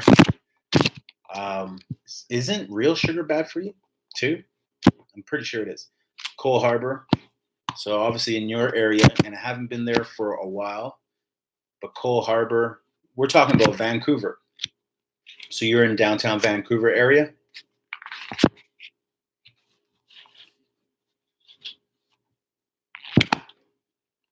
Downtown Vancouver area, there are three amazing Dollaramas, obviously. There's the one just on Pender or whatever that is. I don't know if it's Pender or not Hastings, but the next one down towards the water, just off the corner there. You see me in there every so often buying all their inventory. They always get the unique stuff. Then they got the one that's up. They got the other one, the other Dollarama that's up. What's that? I don't know. Can't remember right now. Let me check it. They also got that one that's underground on Seymour. I don't go to the one on Denman. That's a bizarre looking one. The one on Seymour is awesome. It's downstairs. They always have unique inventory there. And then they got that new one down in Kitsilano. The London Drugs Circuit down in that area is awesome. The London Drugs Circuit is great. Save On Foods are really good in that area. Stay tuned. At some point, one of these 100 videos, these hundreds lives, is going to be a live retail arbitrage in the mall. So maybe I'll hit up Pacific Center. But we're going to do store to store, all the anchor stores, all the individual stores. Mall retail arbitrage is a hidden gem because a lot of people don't like to go to malls. They're not too sure. There's so many amazing places in malls that have products that they're just clearing out, and you can get them for really good prices that resell on Amazon for a tremendous amount if you're doing retail arbitrage. So eventually, I think that's like video 100 and something or other. But if we're doing 5 topics a day, I might get to that in 30 days. So stay tuned for that. It might just be when malls actually are allowed to reopen. So how do I start an Amazon FBA biz? Different than what we're talking about. Obviously, step 1 is go and register your business.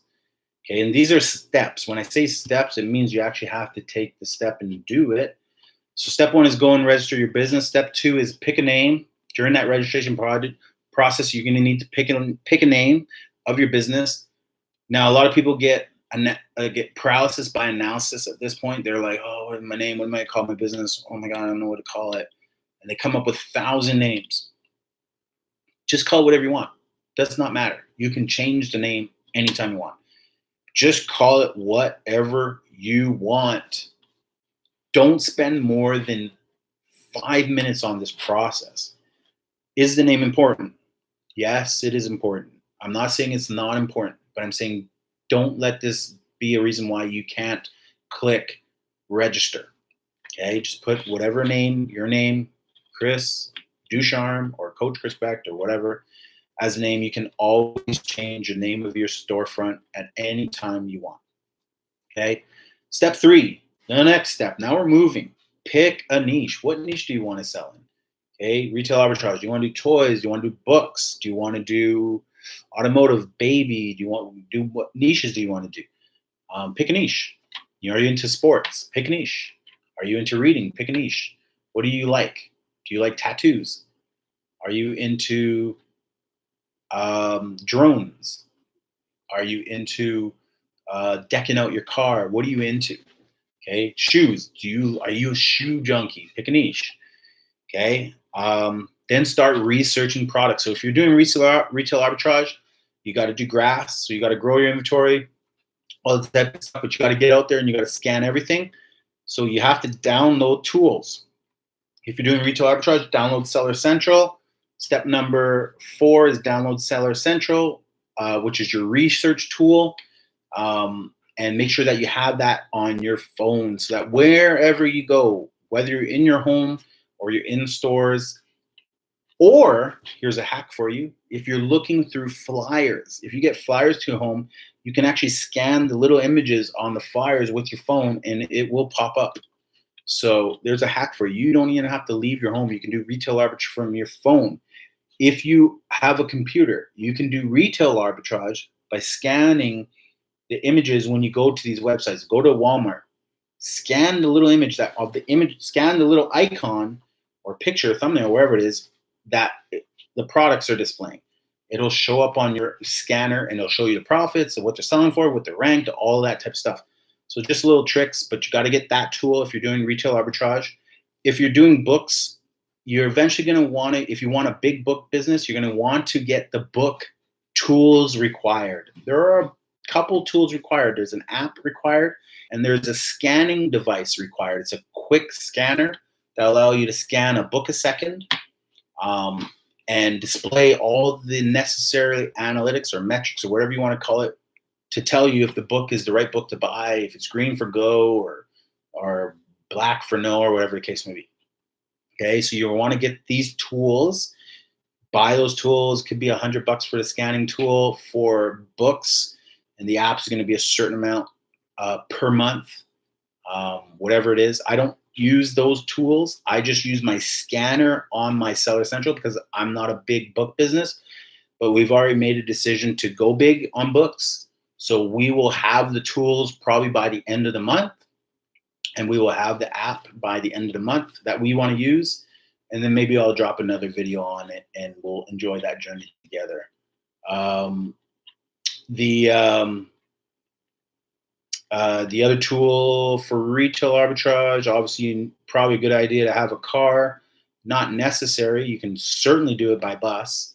You can certainly do it on foot locally.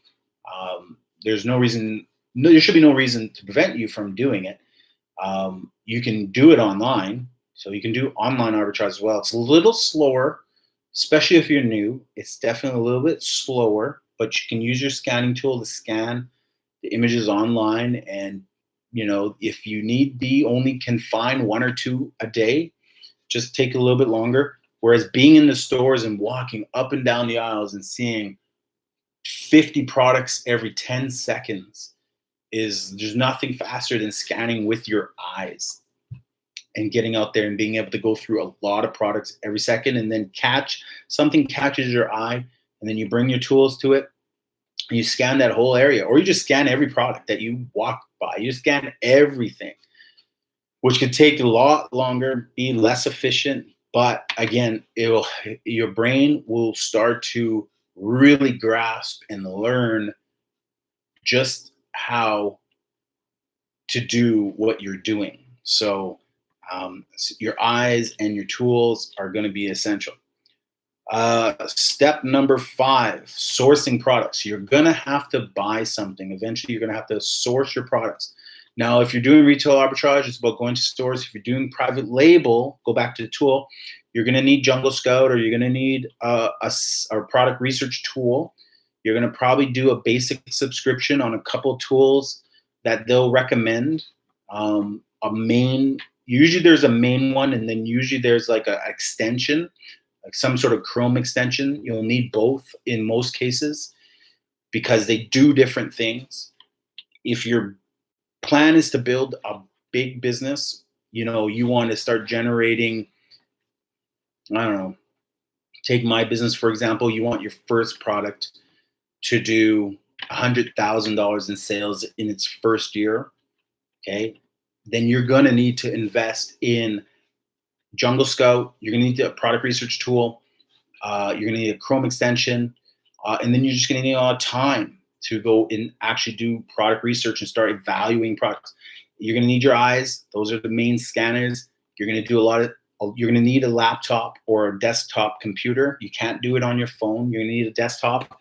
So if you don't have one, you need $1,000 to go get yourself an Apple MacBook Air. You can certainly do it with a cheap $300 computer if you want. You just need to get online. All the apps are online based, so you don't really have to download much. They're extension based. They work off the Amazon interface, so they work off Amazon. They're always, they're always downloading the basic information through the app. So for example, with Jungle Scout, there's the web app, and then there's the Chrome extension. Those are the two products I've had for years and years and years. I've not missed a beat without owning them or renting them or whatever I'm doing. I've owned them for well over 36 months, maybe closer to 40 months at $50 a month, 40 times 40 months. So whatever that investment is what I have invested in that product. And it's done nothing but make me money because I'm always product researching. I am up here when it comes to one of the best product researchers in the game, because I don't think a lot of people have done as much as I have and have a master list of products as big as my master list of products. And not just that, I've helped people grow individually one-on-one with students who pay me. I will help find them the product. I will give them a list of products. They will pick the product they want, that they like the niche on. And then we will launch that product and get that inventory to Amazon. We will build their listing together and teach them how to do it. And they will make thousands of dollars doing it.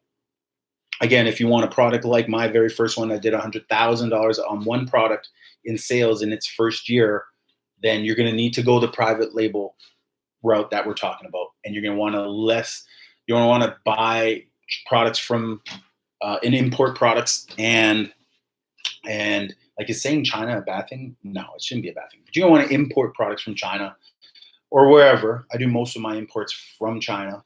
All of my imports are from China. So you're going to want to continue to import products from China or wherever you want to import your products from.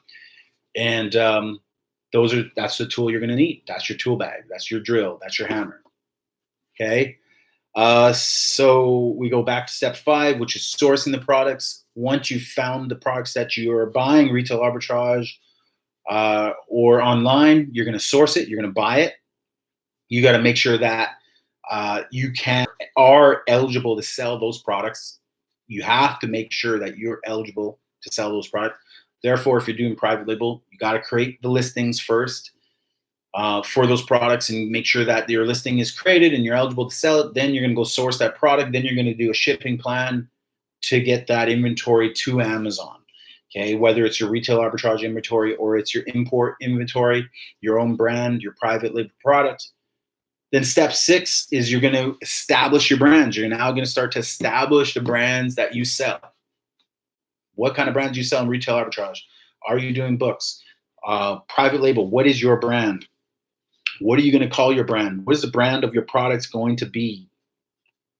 This is where you would spend some time really analyzing the name of your product, checking that there's no trademarks on your product, that there's no intellectual property on your product. You got to make sure that your products are not patented, all that stuff. And that's where, if you're new, you need guidance. So learn from somebody so that you do it right. There are tools, free tools, Google patents, patent.google.com, where you can check the patent on products. You can talk to patent lawyers about products. A lot of patent lawyers will refer you to patent.google.com for products. Again, that's just vetting your product is very, very important. I've a few times, in my early first 6 weeks selling on Amazon and discovering products that were selling for hundreds that I could get for like $10 from China. And I knew about these products. I used these products. These products were fashionable to me, trending to me, popular to me. And I had so much excitement because I'm seeing the numbers. I'm like, Jungle Scout is telling me this product is selling for $50, $55 online. And I can get it for 10. I can make $30 a unit. And it's selling, this seller is selling 600, this seller is selling 300, this seller is selling 400, there's only like 6 sellers. And it's doing like a total volume like 3,000 units a month. And I'm getting so excited, but through checking the patent, I'm like, oh, it looks like it's patented, like everything about the product itself. And I tell the story before, so I'll let you guys go dig it up because I actually talk about what product it is.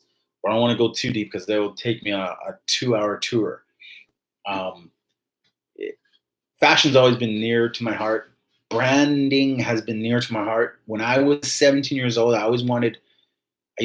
my whole line with girls is, would you wear ski gear with the name Ducharme on it? Or something like that. Would you wear, and it would always be something like, not lingerie or something like that. It would always be something like the type of girl that I liked was the type of clothing they generally wore anyway, whether it be like a boarder or snowboarder or skateboarder or whatever. It's just this type of fashion matched them, athletic.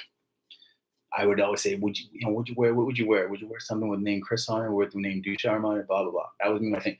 But I always had that idea of branding products way back to when I was 17. So I've always thought about that. Not that any of my products say Ducharme, but I have these great brands that umbrella everything else under them.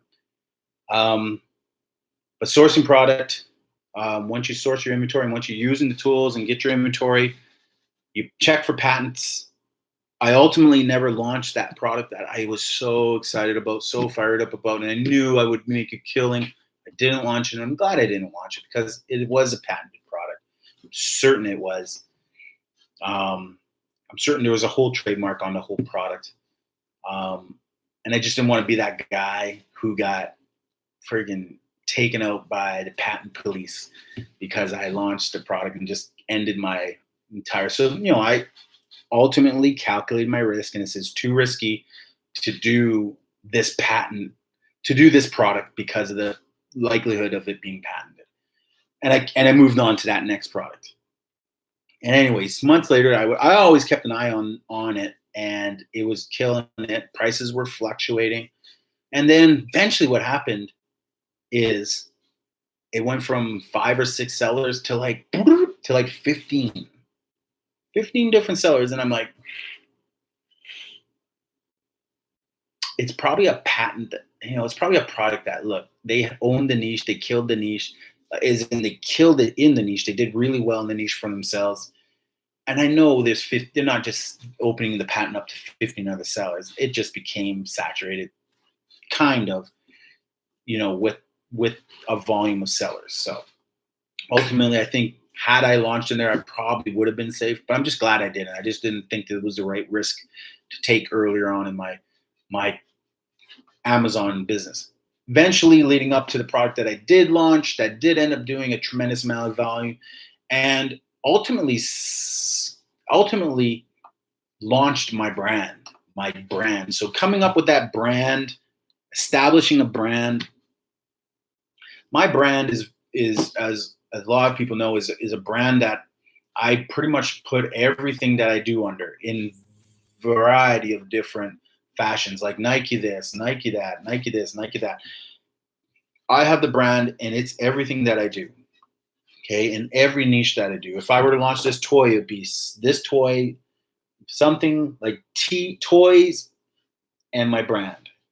Brand toys. Okay, if I'm launching in automotive, it'd be my brand in the automotive, like auto brand. Okay, so I remember one time I came up with a brand for Under Armour. Under Armour, obviously, huge brand. Not as big as the biggest, but big brand. And I never, and in my mind, I've always loved branding and what brands are an impact brand that people can relate to, especially now in this day and age with kids being able to be a brand at such a young age. I think they're kind of more likely to do what I did when I was in the 90s. Although I didn't have these platforms to pull it off, they can pull it off in a second by just launching an Instagram account under the brand and start to create a brand. I couldn't do that back then. I had to ask girls about would they wear my brand. But for Under Armour, and I'll put this out there, I remember coming up with, I was heavily involved in football as a coach, as a player, and ultimately as a coach for my kids. And then Under Armour came out, and there was so much Under Armour football because that's really where they started. I remember buying my son some cleats, Cam Newton's cleats, the best cleats ever for that time, kind of the Kobe's of cleats, the really high top, ankle top cleats. And I remember coming up with the name for Under Armour that to this day I never proposed to them. So if one of you guys want to run with it, but it was going to be called Straight Arm. I'll give you that one more time. Straight Arm. So Straight Armor, right? So throw that out there, throw it out to Under Armour, see if they pick Straight Armor up. So obviously Straight Arm is a huge thing. Straight Armor, something about that. So that's live here. I said it right here. Smash that like button right now if you think Straight Armor.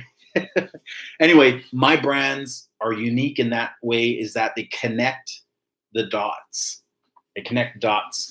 And ultimately, when you're creating a brand, it's got to have a fire behind it for you. Not your storefront. Going back to what I said in the beginning, 5 minutes on your storefront name, because that can be changed at any time.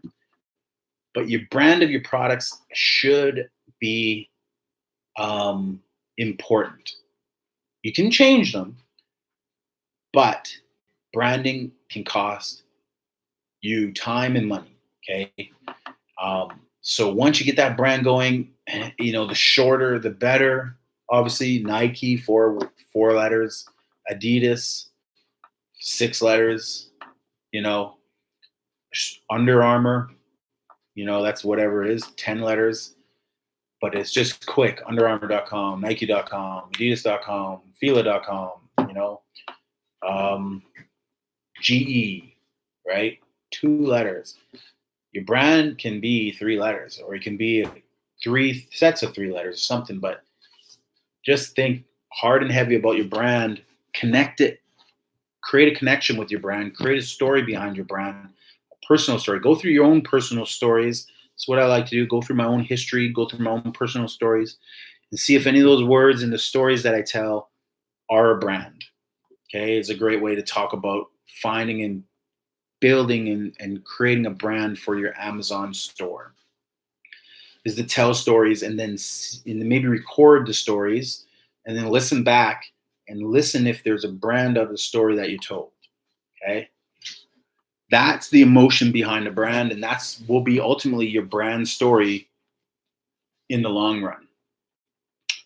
Number 7, create product listings, which is really actually number 6. Number 5 is an earlier step that you should do before you make your purchase. You should make sure that you create your product listings, plural, okay, not just one. I was told when I first started selling on Amazon and I got interested in it and I learned how to do it from my mentor, I was taught to just start doing product research, find a product that looks good, run it by my mentor, get feedback on that product, and then if it's great, go for it. And if not, keep looking. I was told to look for a product. I am so lucky that my product was a home run. So lucky that my product, plural, was a home run. Okay. I don't teach that because I've heard so many people fail and never try again. They just didn't get back up. They fell and they just never got back up and they never recovered from it. What's going on, Healthy Express? They never recovered from failure. And I don't want that to happen to my students. So I teach my students to launch 3 products. And if they can't do the volume of 500 per 3, to drop that and take 3 products and divide 500 between 3, because my belief is that you can ramp your product up. You should be able to ramp your product up to page 1 with 150 units. Doesn't leave you much more. It leaves you 16 units left of inventory. But you'll be able to tell as soon as you get sales, 1, 2, 3 a day, then 4 a day, then drops back down to 2 or whatever. You'll be able to tell when that product is going right away. Usually once you get to like 2 a day, you're like, oh, I'm so excited. You're 3 a day, you're like creaming in your pants. You're so excited about 3 sales a day that once it hits 3, you re-ante your inventory.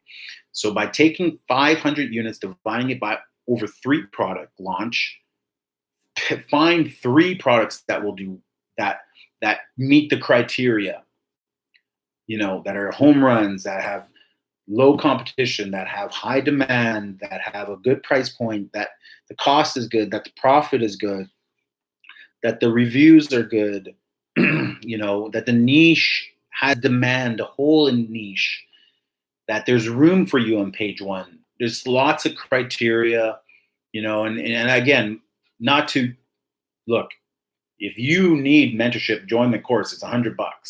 I talk about this for 10 hours. You think this has been an hour and 54 minutes? I go over this specific, not to all the other stuff we're talking about, but specific to A to Z for 10 hours on every area in detail with a video demonstration on the background, showing you exactly with spreadsheets that you have access to, check mark if it meets the criteria. Is it a home run? Does it have this demand, or greater than or less than? Oh, it's less than. Okay, if you get 3 strikes, X this out. If you get 2 strikes, X this out. Is no good, right? For certain things like demand, competition, 5-star reviews, 4-star reviews, etc. The weight of how heavy is the product? I go right into the detail of profitability of that product, calculation, what's your percentage, all that type of stuff. So join that course. Links on one of my videos. Make sure you join that course. If you need that guidance and that mentorship, you're going to need it at some point. I know most people will. You can't beat $100 in price. Most courses, my course is $500 normally. You can't get a better course for $100 in price. But creating a listing and sourcing your products, I was told to do one. I'm lucked out. It did $100,000. It killed it. Like I said, in the first 5 weeks, I was already up to $5,600 on one product and minimal retail arbitrage. I had received a good 1,000 books for free. So I was getting revenue from those books, brand new books for free, some videos, some DVDs. And then I was sourcing toys eventually and started getting to retail arbitrage a little bit. Nothing crazy like I do today. Like $50,000 at Dollarama for a year, that's pretty ridiculous. And I do 10 other stores. What else? But yeah, the product direction that I give people is to do 3 products, because if you throw 3 good products at a wall, one will stick. Is a really high percent chance that one will stick. I probably can get all 3 to stick. Will all 3 do well right away? Probably unlikely for me, but one will do well right away. One will take twice as long, and the other one will take a year to start to do good. And I've seen that in my own experience afterwards and launching all the products that I launched, how long each one took to get and become successful. I have products launched 3 years ago that still to this day, I still have 5. I originally have 500 units. I still have 366 units. But all of a sudden, now, today, they're doing 5, 6 units a day. Took 3 years to, no. The product I'm thinking of took probably about 2 years because I didn't launch it right away. So probably took about 2 years to get to 5 units a day. All of a sudden, it's at 5 units a day. It's ranked in the top 2,000. It's going to get up to 20 units a day because it was that product in the beginning. And what I know is that all the other sellers ran out of inventory, and I just jumped to the top because I had all this inventory. So now if I can play my game right, I just got to get the inventory to Amazon for those products, and I should maintain the top spot for that listing. So sometimes it will take so long, but imagine this. Imagine you only did one product, threw it at the wall, and it didn't stick, or at least it took forever. You're like, it frustrated you because you weren't selling. It wasn't doing what all the other coaches and all the other courses told you it would do. And it wasn't doing 10 a day, and it took, and you weren't getting any ROI, anything. And I can understand how that would kill businesses. I've seen so many businesses collapse. Guys who started at the same time that I was in these clubs, or not clubs, but all those Facebook groups out there that were just, you join them in and you chat away. I was that guy that was that good to give advice because I already had 20 years of experience. I was that guy giving the advice in those pages just on stuff I knew. And then eventually I'm like, okay, I'm getting out of this because it was time consuming. And it's like, half these guys, who knows what they're really doing. But a lot of those guys who killed it, fidget spinner day, I was told to avoid fidget spinners. I did. Some people did it and made mass money up front, thousands and thousands and thousands of dollars a month, a day, thousands and thousands of dollars a day. And then all of a sudden, 4 months, fidget spinners went completely fell off the face of the earth. And those guys couldn't recover because they had taken all their profits and dumped it back into the fidget spinner world. And then we're stuck with thousands of inventory, cash flow, because they couldn't predict the life cycle of the product. I know that life cycle of a product is more important than trend of a product. I'd rather have a product do 10 a day versus 100, but last 3 years or 5 years, than do 100 a day and last 4 months, right? Obviously. So, I think that's common sense, but some people don't know that. and they just are doing the research and they don't understand that concept, and they haven't talked to a guy like me, and they don't get that look. They didn't run their product by, and they just were looking, oh, like solar eclipse glasses. Oh, they're killing it right now. Look at the numbers on these. Fucking solar eclipse comes around once every however long. What are you gonna do? You're gonna do sales for 2 months and then that's it? You just want to make 2 months money and 2 months of revenue, and then hopefully, because however many people are jumping on that listing because they already have an established business, so just adding to theirs. You're new and you want to jump on that, and then once it's done, you have all this inventory left, and now you're screwed. Yeah, good luck with that. You might want to look at the kitchen or the automotive or the pet industry, because you can probably sell those products for a lot longer and it'll establish your business for a lot longer. Right? So a lot of people didn't understand that concept. I already knew that concept from years and years of being in business.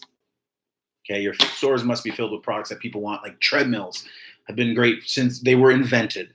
That same treadmill was invented in day one, sold for 25 years later, and never really changed. We sell treadmills today. The electronics inside those treadmills are from the 1980s. They haven't changed. It's just the shell that's changed. Okay? It's the life cycle of a product. If you can get a 20-year product that is quality, that will last, that gives people results, solves a problem, you will kill it. So all my products solve problems. All my products solve problems. Send inventory to Amazon, step 8. So we're only on number 3. I've been doing this for 2 hours. How do I start an Amazon FBA business? And we went through 7 or 8 steps, but really step number 8 is send inventory to Amazon.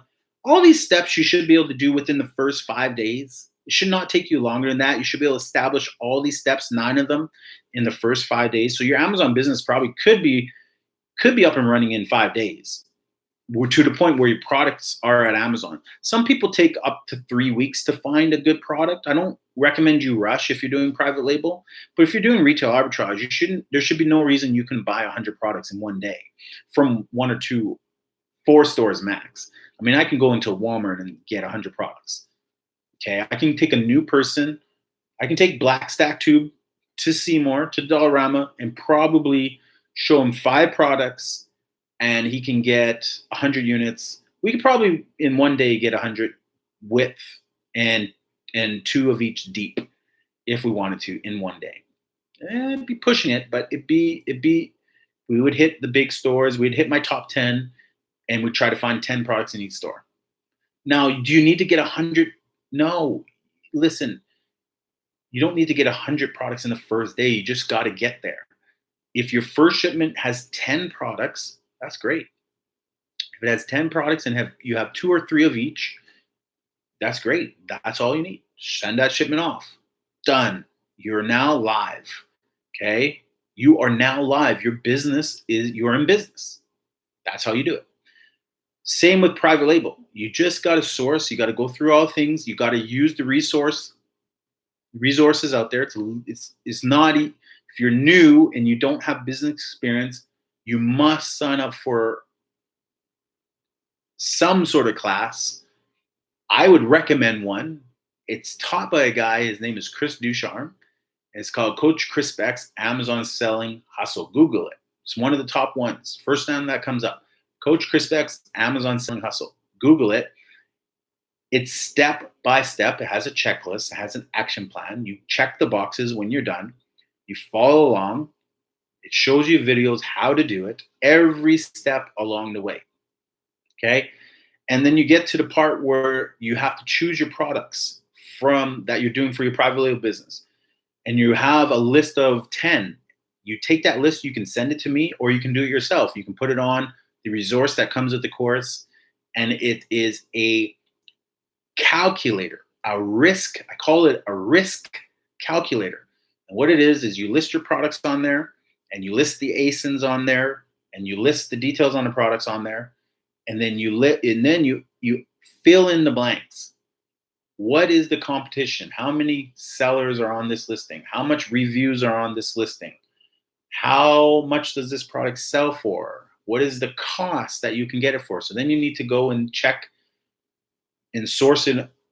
Check places like Alibaba and see what you can get this product for. If you were to buy a certain amount of units, then you would put in your cost. And then eventually, what would happen is some of these boxes will turn red, some will turn green. Green for go, red for stop. If you get like a couple stops, it's going to say don't move forward with this product. It's too competitive, or there's not enough demand, or it's too heavy, or the life cycle is too short, etc. Okay. So that's what you do. Okay. And then eventually you're going to find, or it might say, this is a home run. This is a base hit. This is a grand slam. My first product, I call it a home run, but today I look back at it and I go, that's a grand slam, Chris. It turned into a home run, but it was a grand slam. That first year was a grand slam. My second year, it was a home run. It's back to becoming a grand slam, and your products are going to ebb and flow like that. So you need to have experienced help, and you need to have, right mentorship to show you what products will sell or help you with those products that you're trying to sell. But once you figure it out, it's pretty much, once you do the first couple, you're home free for the rest. You need that nod, like, yeah, that's the right one, man. Let's go. Okay. And then the last step is you're going to market your products. There's lots of, ways to market. This is where it becomes fun. This is where I go back to the 17-year-old me, and I'm like, would you wear, snowboarding jacket that said douche, D-U-C-H on the back? Would you wear it said D-Charm? I had all these brands, that I would talk about with the girls, and branding was my thing. Branding was my interest. It never became my job. It never became my passion. It was just it was very big. When I think about it, as one of the things I was interested in. All to this day, I always was interested in branding and creative t-shirts and different brands out there, and just thinking about those brands. They always, because it's a motion thing, right? It made me happy. I was always excited. Oh, that's like, I like that. I would wear that. I would like to wear that. Star Wars. I love Star Wars. Harry Potter. All these brands are just always interested me. I remember buying a book. I wish I still had the book. I might, but it was a book just about the best brands in the world, like top 100 commercials and brands. It was kind of a combination of both. And it just talked about the influence of each and every one are all these popular commercials and brands. So you're going to market your product on brands like Facebook and Instagram. You're going to create pages for it, funnels, if you will. I don't do click funnels. I've never met Russell, whatever his name is, or I think Russell something. Anyway, but I've not done those pages, and maybe I'm leaving money on the table by not doing those pages to funnel revenue to my private label listings. But I've done Facebook pages and Instagram pages or whatever, YouTube channels for brands of my products so that I can create a brand for it. Websites. That's what you got to do. You do want to market it, and then but you don't have to start there right away. That's something, it's optional. It's kind of like now step 9 is optional. If that interests you, great. If it doesn't, don't worry about it, because Amazon have one of the most successful marketing strategies, because they have all the clients and they have all the tools, and it's called pay-per-click and coupons and all their seasonal stuff that they do. They're I don't know the names often by heart because I don't pay much attention to that stuff, but let's take a look at it. From your phone, you can jump on your campaign manager. And when you're in your campaign manager, I spend $100 a day on my campaigns, although it looked like a dive today. It took a massive dive. Actually, I've been spending only about $50 a day, $50 to $60 a day recently in the last 10 days on advertising. So I don't spend, some people spend 5 times what I spend or 10 times what I spend. But it took a dive today. Interesting. And let's see if there's any different names of any of the other ones on here. I don't see any. But I mean, there's, like I said, there's coupons, there's pay-per-click ads, there's manual ads, automatic ads. Um, there are Amazon have these hot sales, these all these different ones. Anyways, they're all built in and easy to execute and easy to add your products to, and just knowing how much to spend is really what it comes down to. Some of my ads I spend 5 cents a click, and that's what they're set to, and they're just massive bulk ads. And some I spend upwards $3 a click. So it just depends on the product, and some of them are manually targeting certain keywords and certain products. Some are automatic, so they go off whatever the listings are built with and whatever verbiage is in all of the different listings. Um, and that's how they're developed. And I talk a lot about it in the course. It's probably later in like the module 6 or 7, where I, you how to manage your listing and how to jump your sales or how to rank on page one, these different techniques and how to make that happen. But I do that with my retail arbitrage products just as much as I do with my private label products. If you're not using pay per click, you're leaving sales on the table. Yeah, I gotta set up ads and listen. My retail arbitrage business probably benefits most from my 5 cent ads, because what people don't know, and this is a gem, if you stayed here for 2 hours, you're gonna learn something right now that a lot of people won't listen to this part of the video. If you're running retail arbitrage products, you got a ton of products, and you're asking me questions about what rank should I buy, you don't understand the power of a brand versus the power of advertising. The rank isn't going to be important if the brand is powerful. Okay.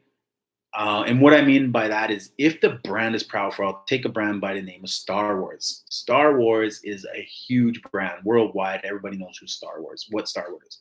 I'm sure everyone on the planet knows what Star Wars is, who Darth Vader is, who Luke Skywalker is, who Yoda is, who Chewbacca is. Everybody knows those characters. Okay. Now, toys in general, the word toys, what rank should I be at with toys? What rank? Well, that's the arbitrary question. It doesn't matter really what rank it is. It really matters what product it is. You can get a product that is a hot new product with no brand at all, but a piece of shit toy, but just popular, or whatever, fidget spinners. Just all of a sudden it's like dominating the top ranks. And all of a sudden you don't see a fidget spinner anywhere on the planet anymore. Like, as far as selling on Amazon, you see them, but I'm just saying they're not popular. But there's so many like that. And then you can get but then you can see some Star Wars stuff that you've scanned and it's ranking in the hundreds of thousands, 200,000, 300,000. But maybe they're priced more. Maybe it's the Millennium Falcon that's selling for $250. So they're not selling every day. Maybe they're selling a few, but they're selling. And you can make $150 off one, let's just say. Give you an example. I went to a store in Surrey, and they sell Star Wars stuff. And they sell massive characters, and they sell this massive Yoda. It's probably about 2 feet tall. Let me throw that back here. 2 feet tall, right up to here. And I can get it for $18 or $17, and it's selling on Amazon for $150. But it's ranked 800,000 rank. That tells me, here's what it tells most sellers: that doesn't sell. It's not going to sell. That's what a lot of people think. What it tells me is, one has sold this year. One has sold this year. All I need to know is that there's a rank. As soon as I know there's a rank, I'm going to buy one, especially if the brand is that powerful. Now, if it were Mega Block, 800,000, probably not going to buy that. If it were, I don't know, some obscure brand that I'm not really familiar with, like vinyl idols. Probably not gonna do it. I never heard of vinyl idols, but I've heard of Dodgeball. I've watched that movie at least 10 times. I know who White Goodman is. I know who Peter LaFleur is. Know those characters. So there is a brand there. Vinyl Idols just happens to be the toy maker of that brand. So I'm not familiar with them. But I know who Dodgeball is. Okay, so there's a difference there. But 800,000 rank Yoda character. So now it's a character, 800,000 rank. It's a big one. So I'm like, oh, that's a good toy. It's a big one. My eyes are doing the scanning right now. And it talks. I push his tummy and it says all these Yoda stuff, which kids might find interesting. Some kids might go like Star Wars. My wife and I were saying, like, wow, Star Wars. Kids don't like Star Wars. Like, some kids do.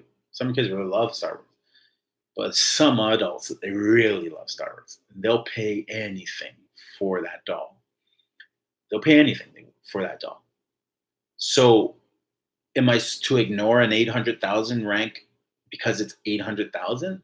Most of you would.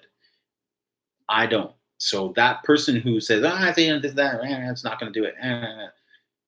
But me, I'm like, it's sold. It's sold. I've 800. It's sold. Okay, great. Brown.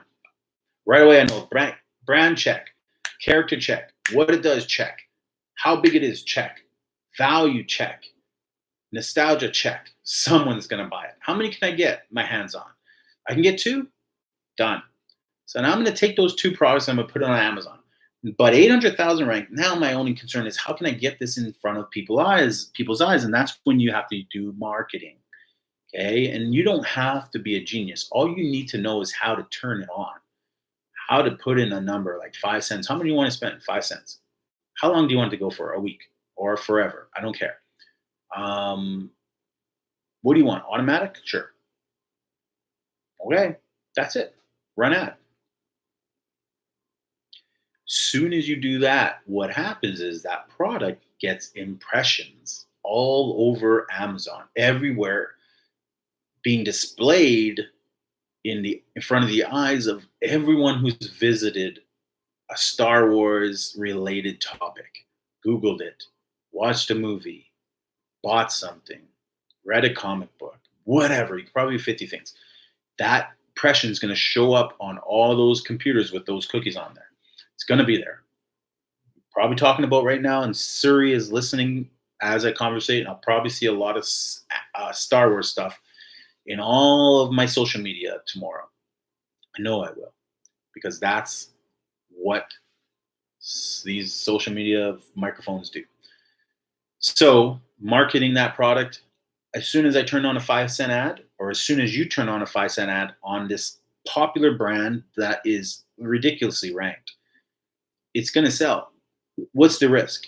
The risk is I got $17 invested or $18 invested plus tax. So let's say I have $20 invested plus tax. The risk is that thing is going to sit at Amazon for half a year and cost me storage fees, and I'm going to pay $5 in storage fees. And then it's going to sell, or it will never sell. The risk is it'll never sell.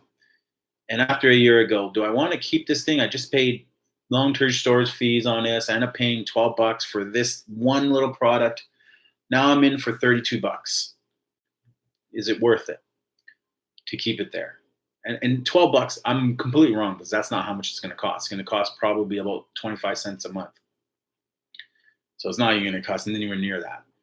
But am I going to keep it there is the question. Okay? That's the risk. I'm just saying what the risk is. If this worst case scenario, it never sells and it's a year later and it's still sitting on that inventory, you can go 2 years and still sit on that inventory if you want and pay $20 in storage fees, whatever. But what's the reward? I spend $18, $20 in total, maybe $21 to get it there. And I sell one in a year for $140. And Amazon keeps 15%. So Amazon gets $15 plus half of that, $27.50, plus their pick and pack fee, $37.50. So let's just say $40. Amazon gets $40, it's $20, so $60. let's say a storage fee is $70. So let's say it costs my, the the cost of goods is $70. My profit is $80.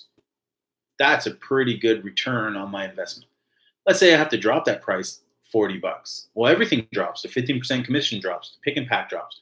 Well, the pick and pack stays the same. But the 15% commission drops. My profits drop. Maybe I only make $40 on my $20 investment. The reward is really high. So the point is that brand to me is too powerful. It will sell. My eyes tell me it's nostalgic. My gut feeling tells me it's pretty good. All that blah blah blah blah blah. Okay, that's just without me even running an ad to move that impression to everybody. If you didn't run a 5-cent ad, your product would display when it displays. But if you run that 5-cent ad, it's gonna get impressions. Even if it's 100 impressions, it's gonna be in front of 100 eyes at some point. That Yoda sold, and I want to say it got upwards around 10,000 impressions or something stupid and ridiculous. Here's the crazy part. I wonder if I can tell you by looking on here. I'm going to type in Yoda. Yoda. How many Yodas I got? I got 2 Yodas. So this last Yoda that I sold, same Yodas, end up selling. So the second one ended up selling for $17.43. What am I saying? Something. $117.43. Remember, I got this for $18. Right there. It's currently now the low price of $128. Okay, so still hovering around there. The fees were $30. My cost was $20, so $50. So we're gonna go $20 was my cost on those goods. $20, 00.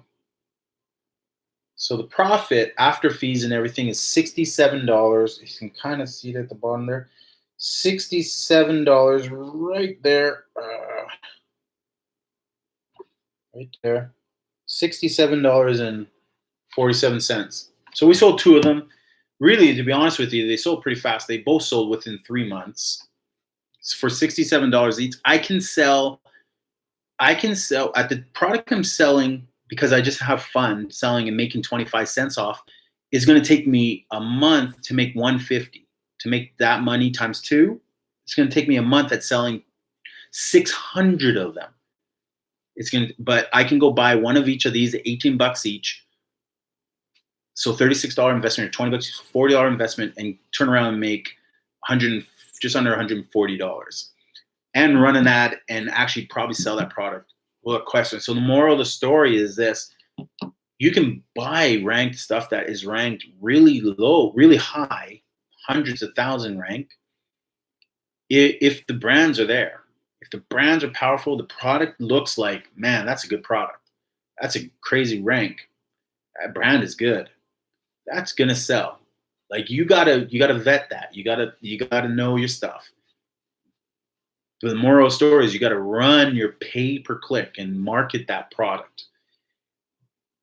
I'll tell you how much that cost me in marketing dollars, how much that cost me to sell that product. Because without the 5 cents, it probably would have never sold because it was buried. 800,000 rank means it's buried deep in the abyss of Amazon. So people probably don't see that on their searches. They don't see Yoda unless they put in the perfect keywords: Yoda, 28-inch Yoda, talking Yoda, plush, this and that.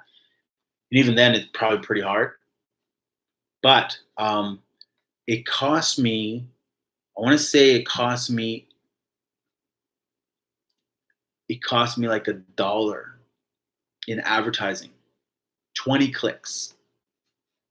And some of the clicks were like 3 cents. No, some of the clicks were like, I think 5 cents was the lowest, and some of the clicks were like 7 cents or whatever. There were 20 clicks. It cost me roughly $1, like $1.17 to sell that one off a 5 cent bulk ad. Okay, so now I say $1 for that one, but I actually analyze my costs, because a lot of these popular brand toys get a lot of just garbage clicks, so you end up paying a lot, and that might cost me $1.17 to sell that Yoda and make $70 off him. But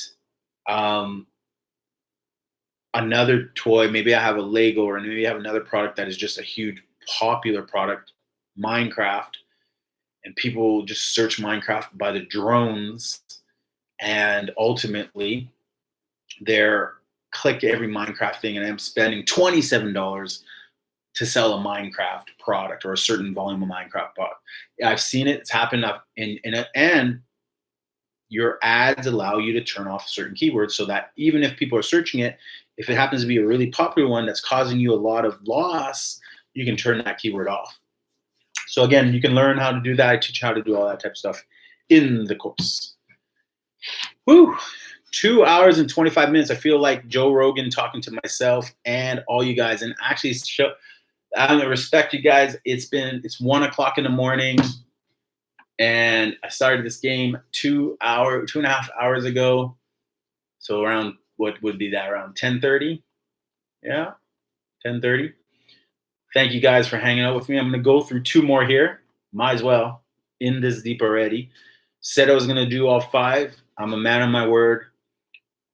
I'd be surprised if other people watch this entire video, but I'm glad. Listen, if you like the gems, let me know. Smash that like button. Thanks for commenting, guys. Share the video in your Facebook feeds or on Twitter. Share the video. The goal for me is 20,000. That's why I'm going 100 days straight of doing lives, and they're going to be like this format. I'm going to have fun looking at the live chat and talking with you guys. Black Stack Tube. I use Home Depot boxes to ship? I have. Absolutely, man. When I did my last Home Depot box buy, I mean, obviously, try to get your boxes for free. Go to the wholesaler.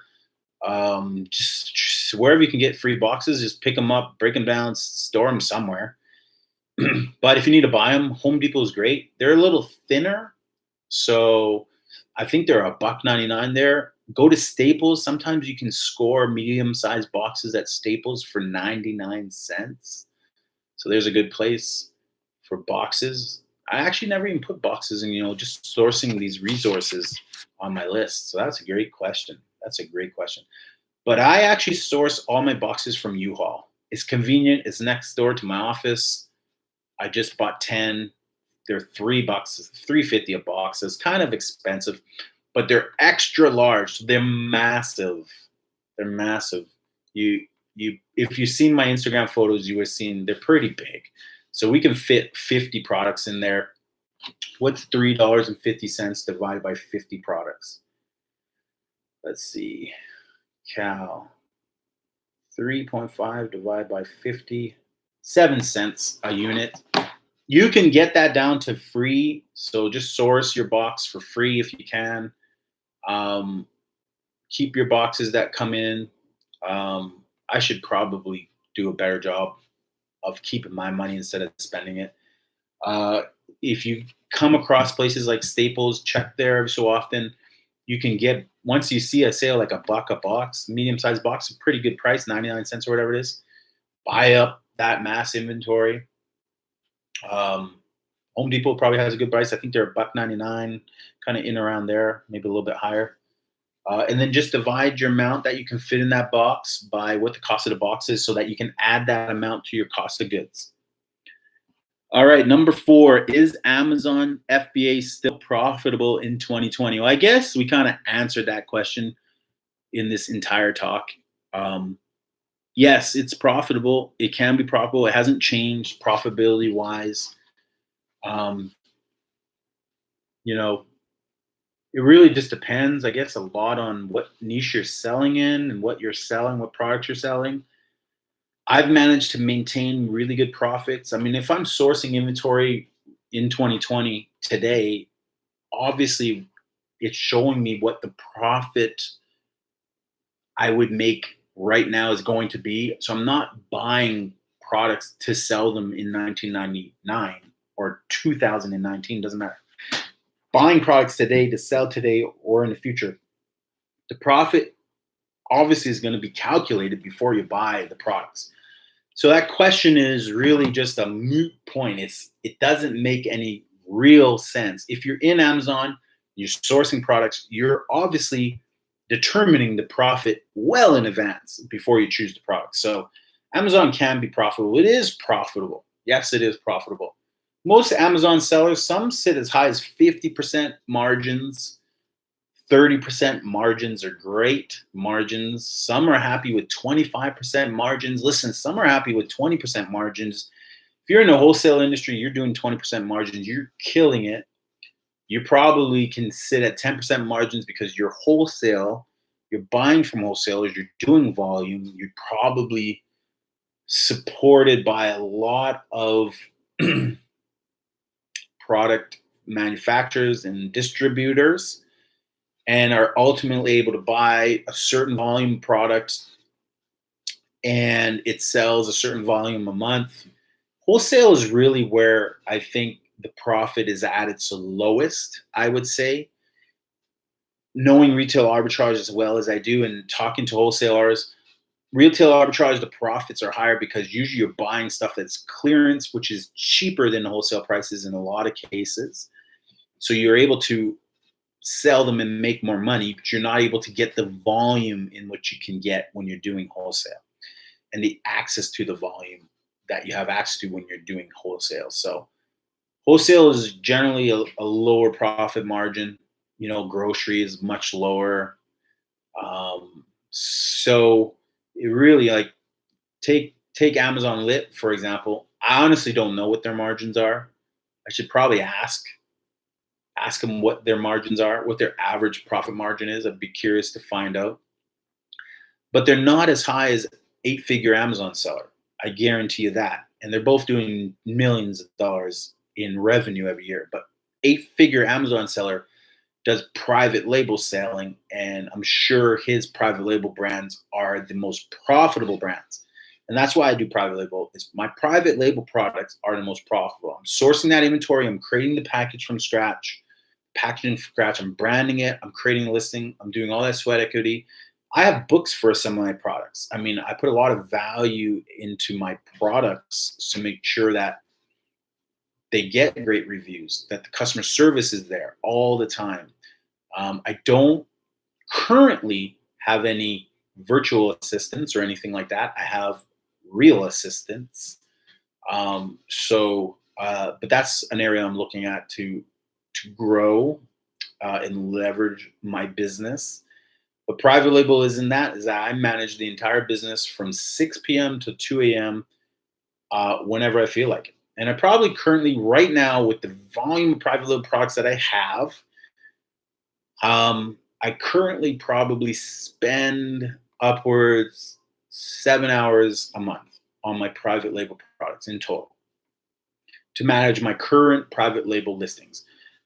I spend probably about 10 hours to manage I probably spend about 10 hours, 2 hours a week right now, 2.5 hours a week right now doing product research, gathering products. So every week I probably put in about 2.5. Certain days I'll probably put about half an hour a day to find new products because every day is different. Every week is different. Products show up and then they disappear, show up and then they disappear. So I'm always trying to capture every product that will eventually show on the radar. So we're at the 17 hours. I probably put about 17 hours a month into my private label business.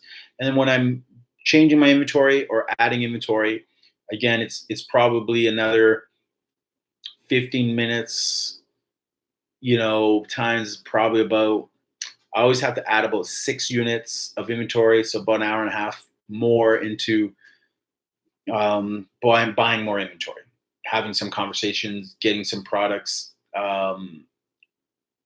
replaced, warranty products replaced, all that type of stuff. So all in all, 20 hours a month, 4 hours or 5 hours a week, managing a highly successful private label business at my level. And I don't know that would grow any more than that. So is it profitable? Yeah, it's very, very profitable. Last question. Here it is from my first 5. Can Amazon make you rich? Hashtag, that's the goal. Can Amazon make you rich? That's the goal.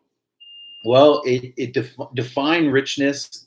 That is a tricky question. I could probably go on for the last 26 minutes. This is a 3-hour stream, guys. But for the last 26 minutes, I'm not. Do you want to hear? Do you want me to talk about being rich? Define rich, I guess, is really what you got to do. We can define it as making $1 million in profit from Amazon, millions of dollars into your account. Okay, that's one way. Or we can define rich as the lifestyle, maybe being able to quit your 9 to 5, not have to work for somebody ever again, just work on your own, live a rich life, be able to travel and cover the travel costs and live in and go nice places and stay in nice hotels, be able to buy whatever you want, wherever you want, have toys, have fun, hang out with your friends. Define rich. What do you need to cover your cost of living? Maybe you have already a condo, you're living in a condo and you don't want to move. So do you want a mansion? Do you want a Ferrari? Do you want a Corvette? Do you want, is Corvette rich? Probably not. What toys do you like? What defines rich for you? We can give it the generic thing like becoming a millionaire on Amazon. Yeah, I'm sure people do it through an Amazon business. We'll take Greg Mercer, for example. He's made millions of dollars from his Amazon products. He's got over 200 private label products. He's made millions of dollars. He's done hundreds of thousands of dollars per product in sales on Amazon. For every 100,000 you do, you're going to keep a third. 30,000 bucks is going to be for you if you're doing private label product. He's got 200 of them. He's made a few $1,000,000 from Amazon. Define rich. He's grown to that level over years and years of doing this business, but he's been able to have a rich life prior to that when he was able to quit his engineering job. I think that's what he did, and was able to travel the world. Just live traveling the world and sell Amazon products while he was traveling because he worked from his laptop, sourced the product, didn't need to get the physical product, had it shipped direct to Amazon. So final selection. If you don't mind me asking, I apologize if this is a rude question. Do you make no less than 10,000 net profit monthly? Do I make no less than 10,000 net profit monthly? Yes. Weird question. Sure. But then I've been doing it for 3 years, and I have well over 50 private label products. Not all of them are doing great, but a lot are. But back to the question of am I rich? Am I a millionaire? No, far from it. Far, far, far from it. But do I define riches as being a multimillionaire? No. Riches is I have 4 kids. I love spending all my time with them. I coach full-time basketball. I have a company. I work for a company and have been for 20 years in the fitness industry, and I love doing what I do, but I would give it up in a heartbeat if I wanted to. I don't want to. I love being able to make that decision. I love being able to help people take steps and take action and do things. So I live a rich life, and it keeps getting better and better and better when I want it to. I can go buy a Corvette today. I can go buy a what truck do I'm looking at?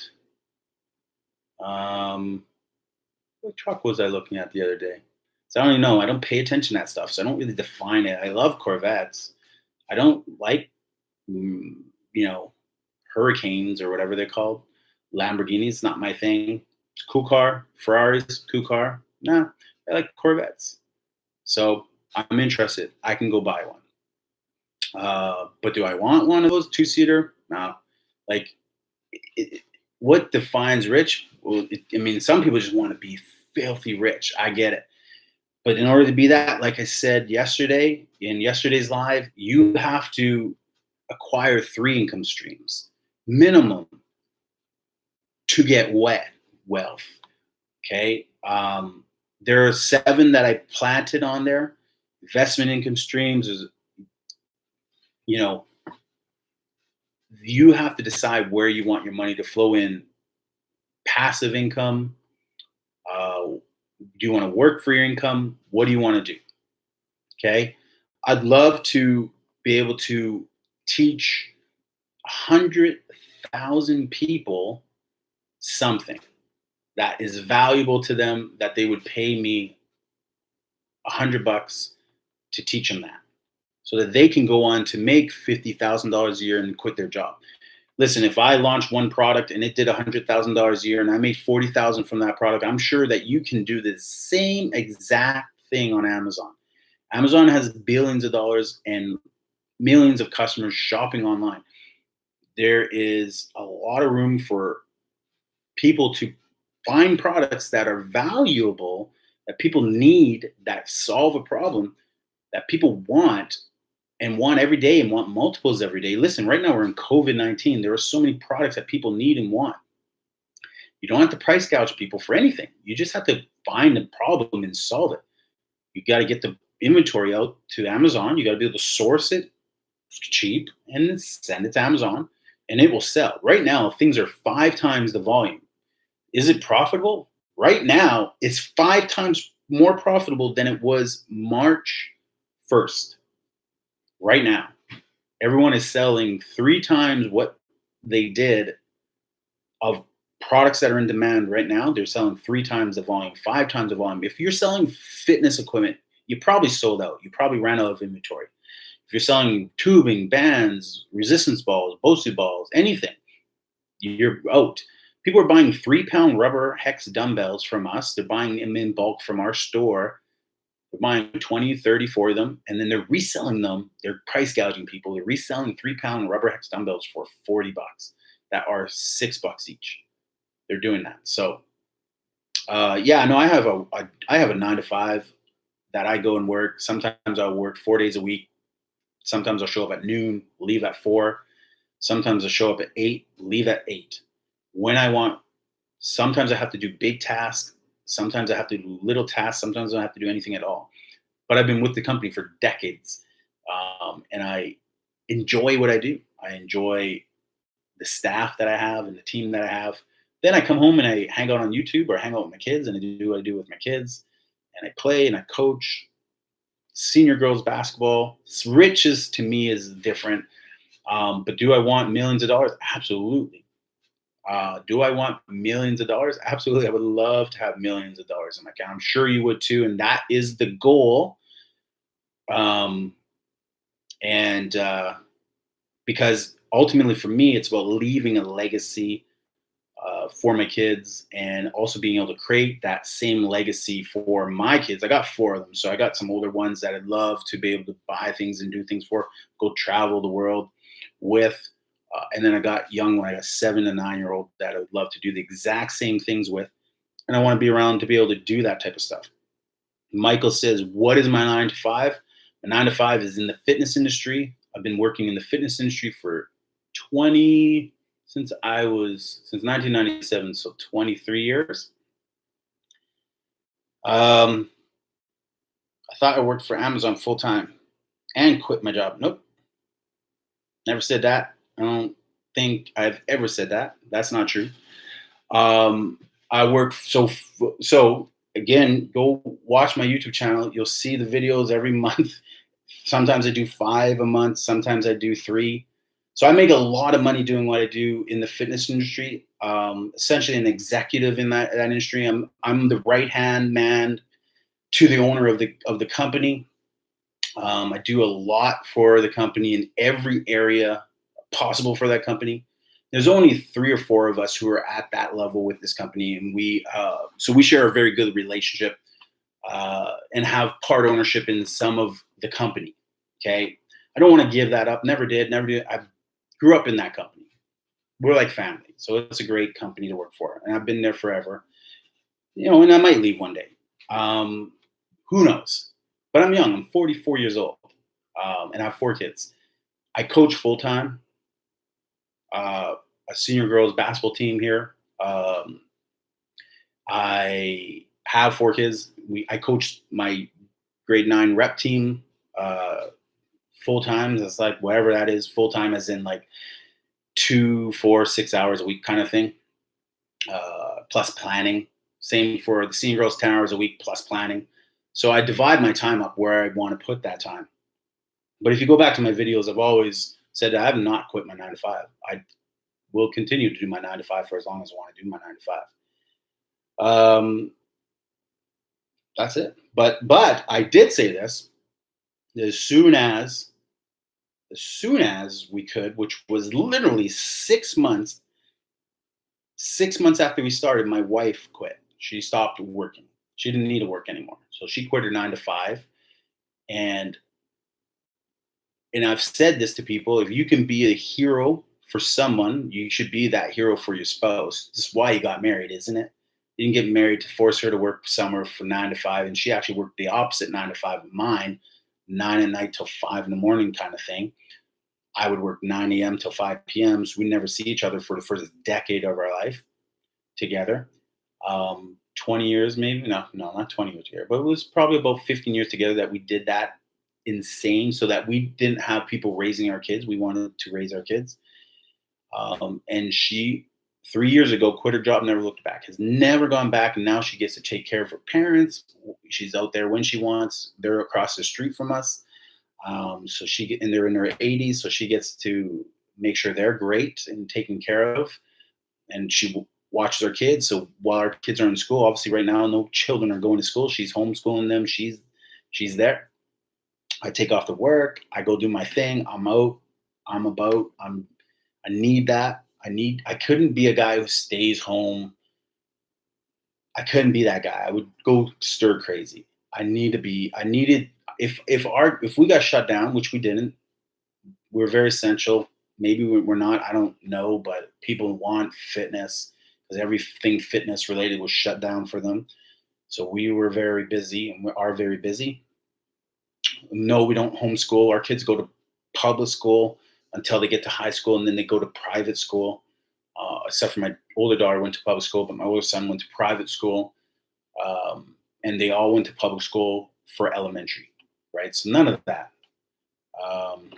And homeschool is just because COVID thing, or else they'd be in the public school right now doing what they do.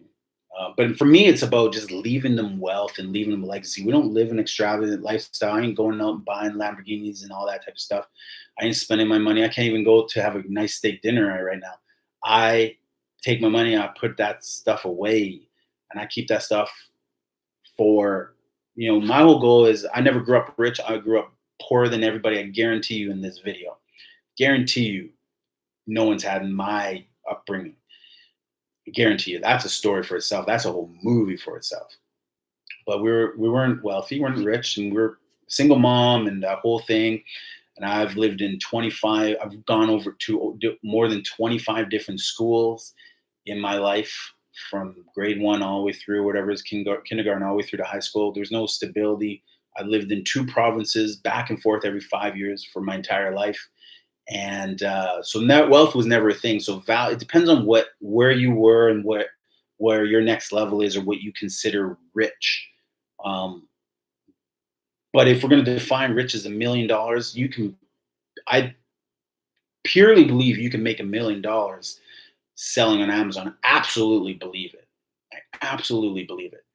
You could probably make $1 million. Can you make $1 million a year? I mean, it really takes money and time. It takes cash flow. It takes time.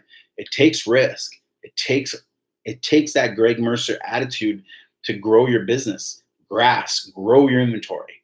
Buy the right inventory. Launch that shit. Get going. It takes it.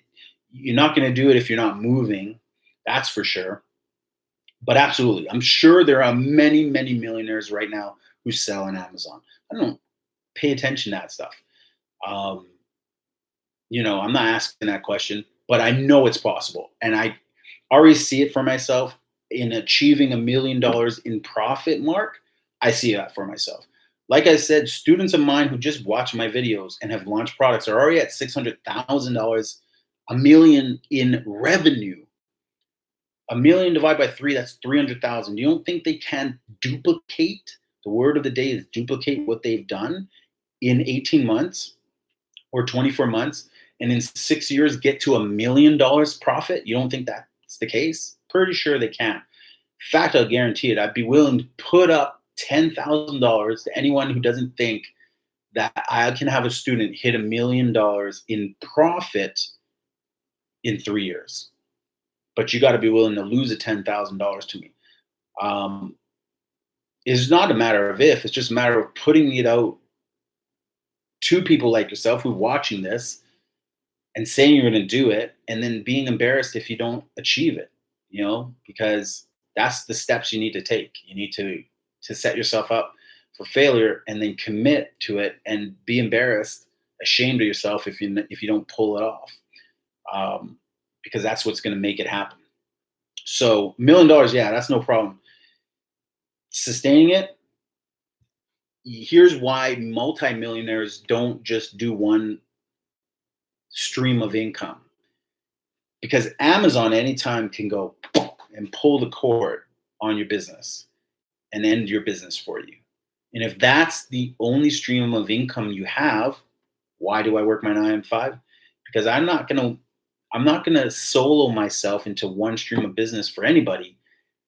And Amazon has full control, and they can go, Chris, we're pulling your account because you've had, 100. All of a sudden, you've had 100 negative reviews on your products, and it's counterfeit, and you're selling counterfeit products.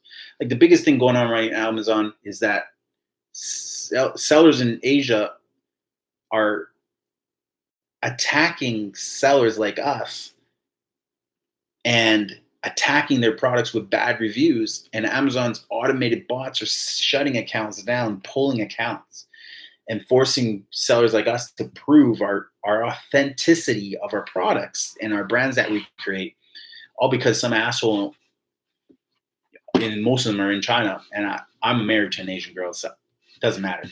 Some assholes in China is fucking with our brands. It is what it is. Maybe they're local. I don't know. But from what I read, they attack, and they're coming from all these countries all across the world, India, China, you name it, doesn't matter. So I don't want that instability. I can't have it. Not raising 4 kids and having a wife that's free. I can't have that. So we need other income streams, and millionaires have other income streams. They're starting businesses. They're investing, right? Multiple businesses. They still work. Why wouldn't I? Why is the G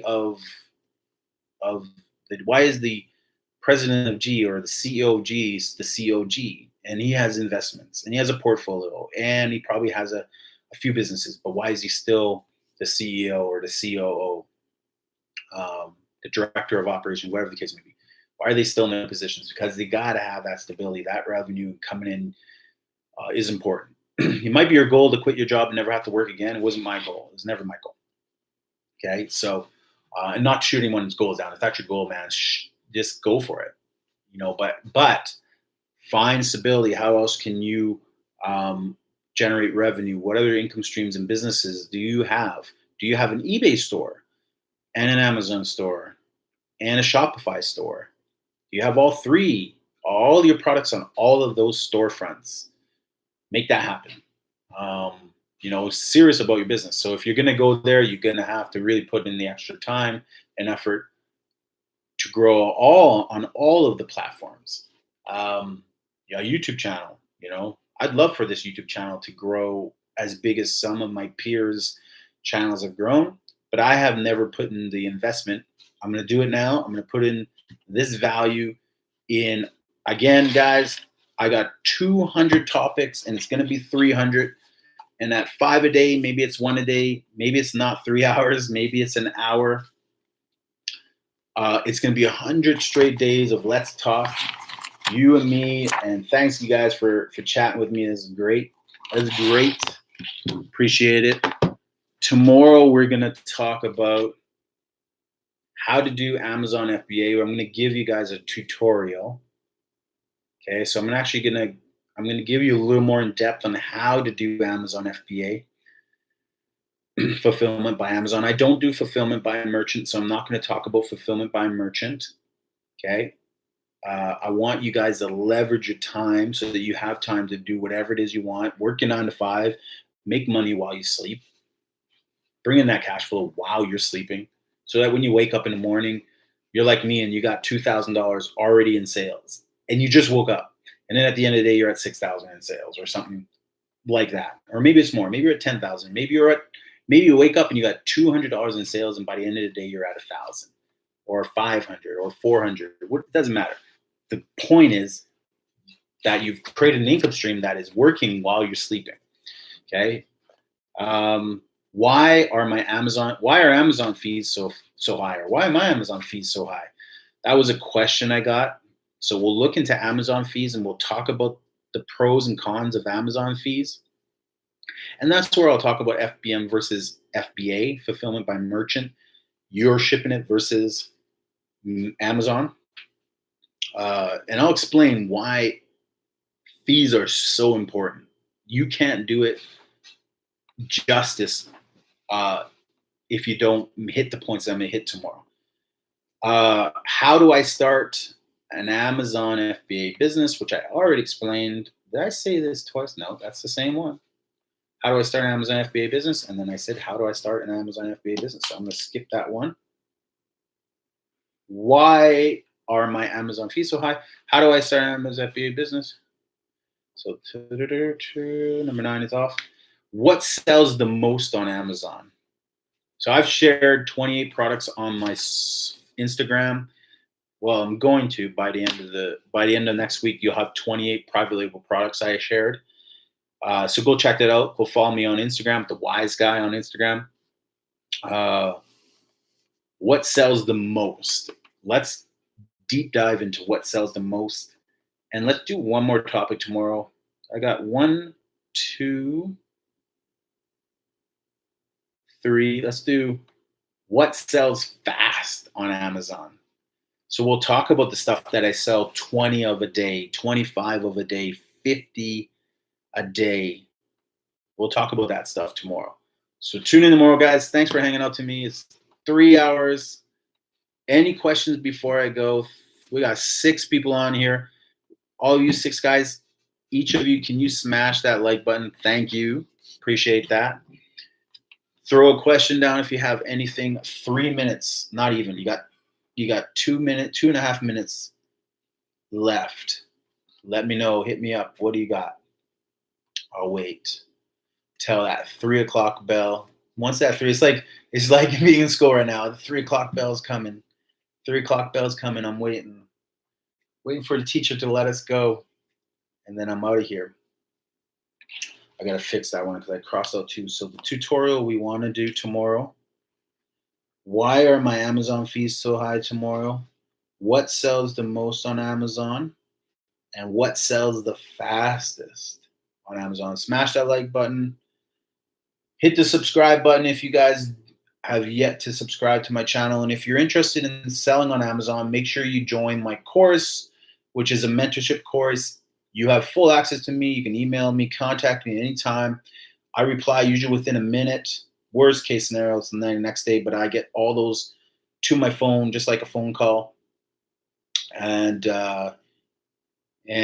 we take you through to launch, man. Your products will go live and you'll strive. Black Stack says, why are some items priced at 0? A lot of times it's because they don't have any inventory on those items, so they're at 0. Most of the time that's the case. So they might have a rank, but they're 0 because they don't have any inventory or no sellers. Way to check that is to search the ASIN through Amazon. So it might say 0, but just go to the Amazon.ca, search that ASIN. You know what the ASIN is. Starts with a B, blah, blah, blah, a bunch of numbers and letters, and just search it, or just search the product itself. And it might show up that it's out of inventory, or it might actually show up with the price, and it might show you the list of sellers on that inventory. So that's just a way to double check it. So if you got a rank, that's the most important thing. You can always put your price later. Open that listing up and click on the seller profiles to see. That's another way to see. if I can get inventory, how is price set? What do you mean? What do you mean? You got 8 seconds. If I can get inventory, how is that price set? 4 seconds left. You can get it. Oh, you do it yourself. Sorry. Get inventory, set the price yourself. All right, guys. Thanks for hanging out with me. Coach Chrispect, the wise guy. Smash that like button right there. Smash it right now. And subscribe and check out my Instagram. Make sure that you guys are following me on Instagram, and make sure that you guys join that contest for the beats. Hold up.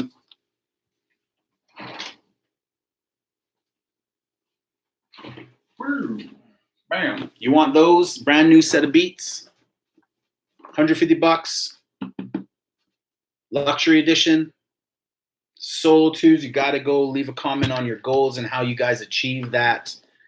You got to do that on Instagram before the end of this month, because I will find you guys and ship you this product to the winner at the end of this month. And there's some cash giveaways too, so comment on those as well. Respect. Thank you, guys. Enjoy the night. Don't make the bed bugs bite. Love it.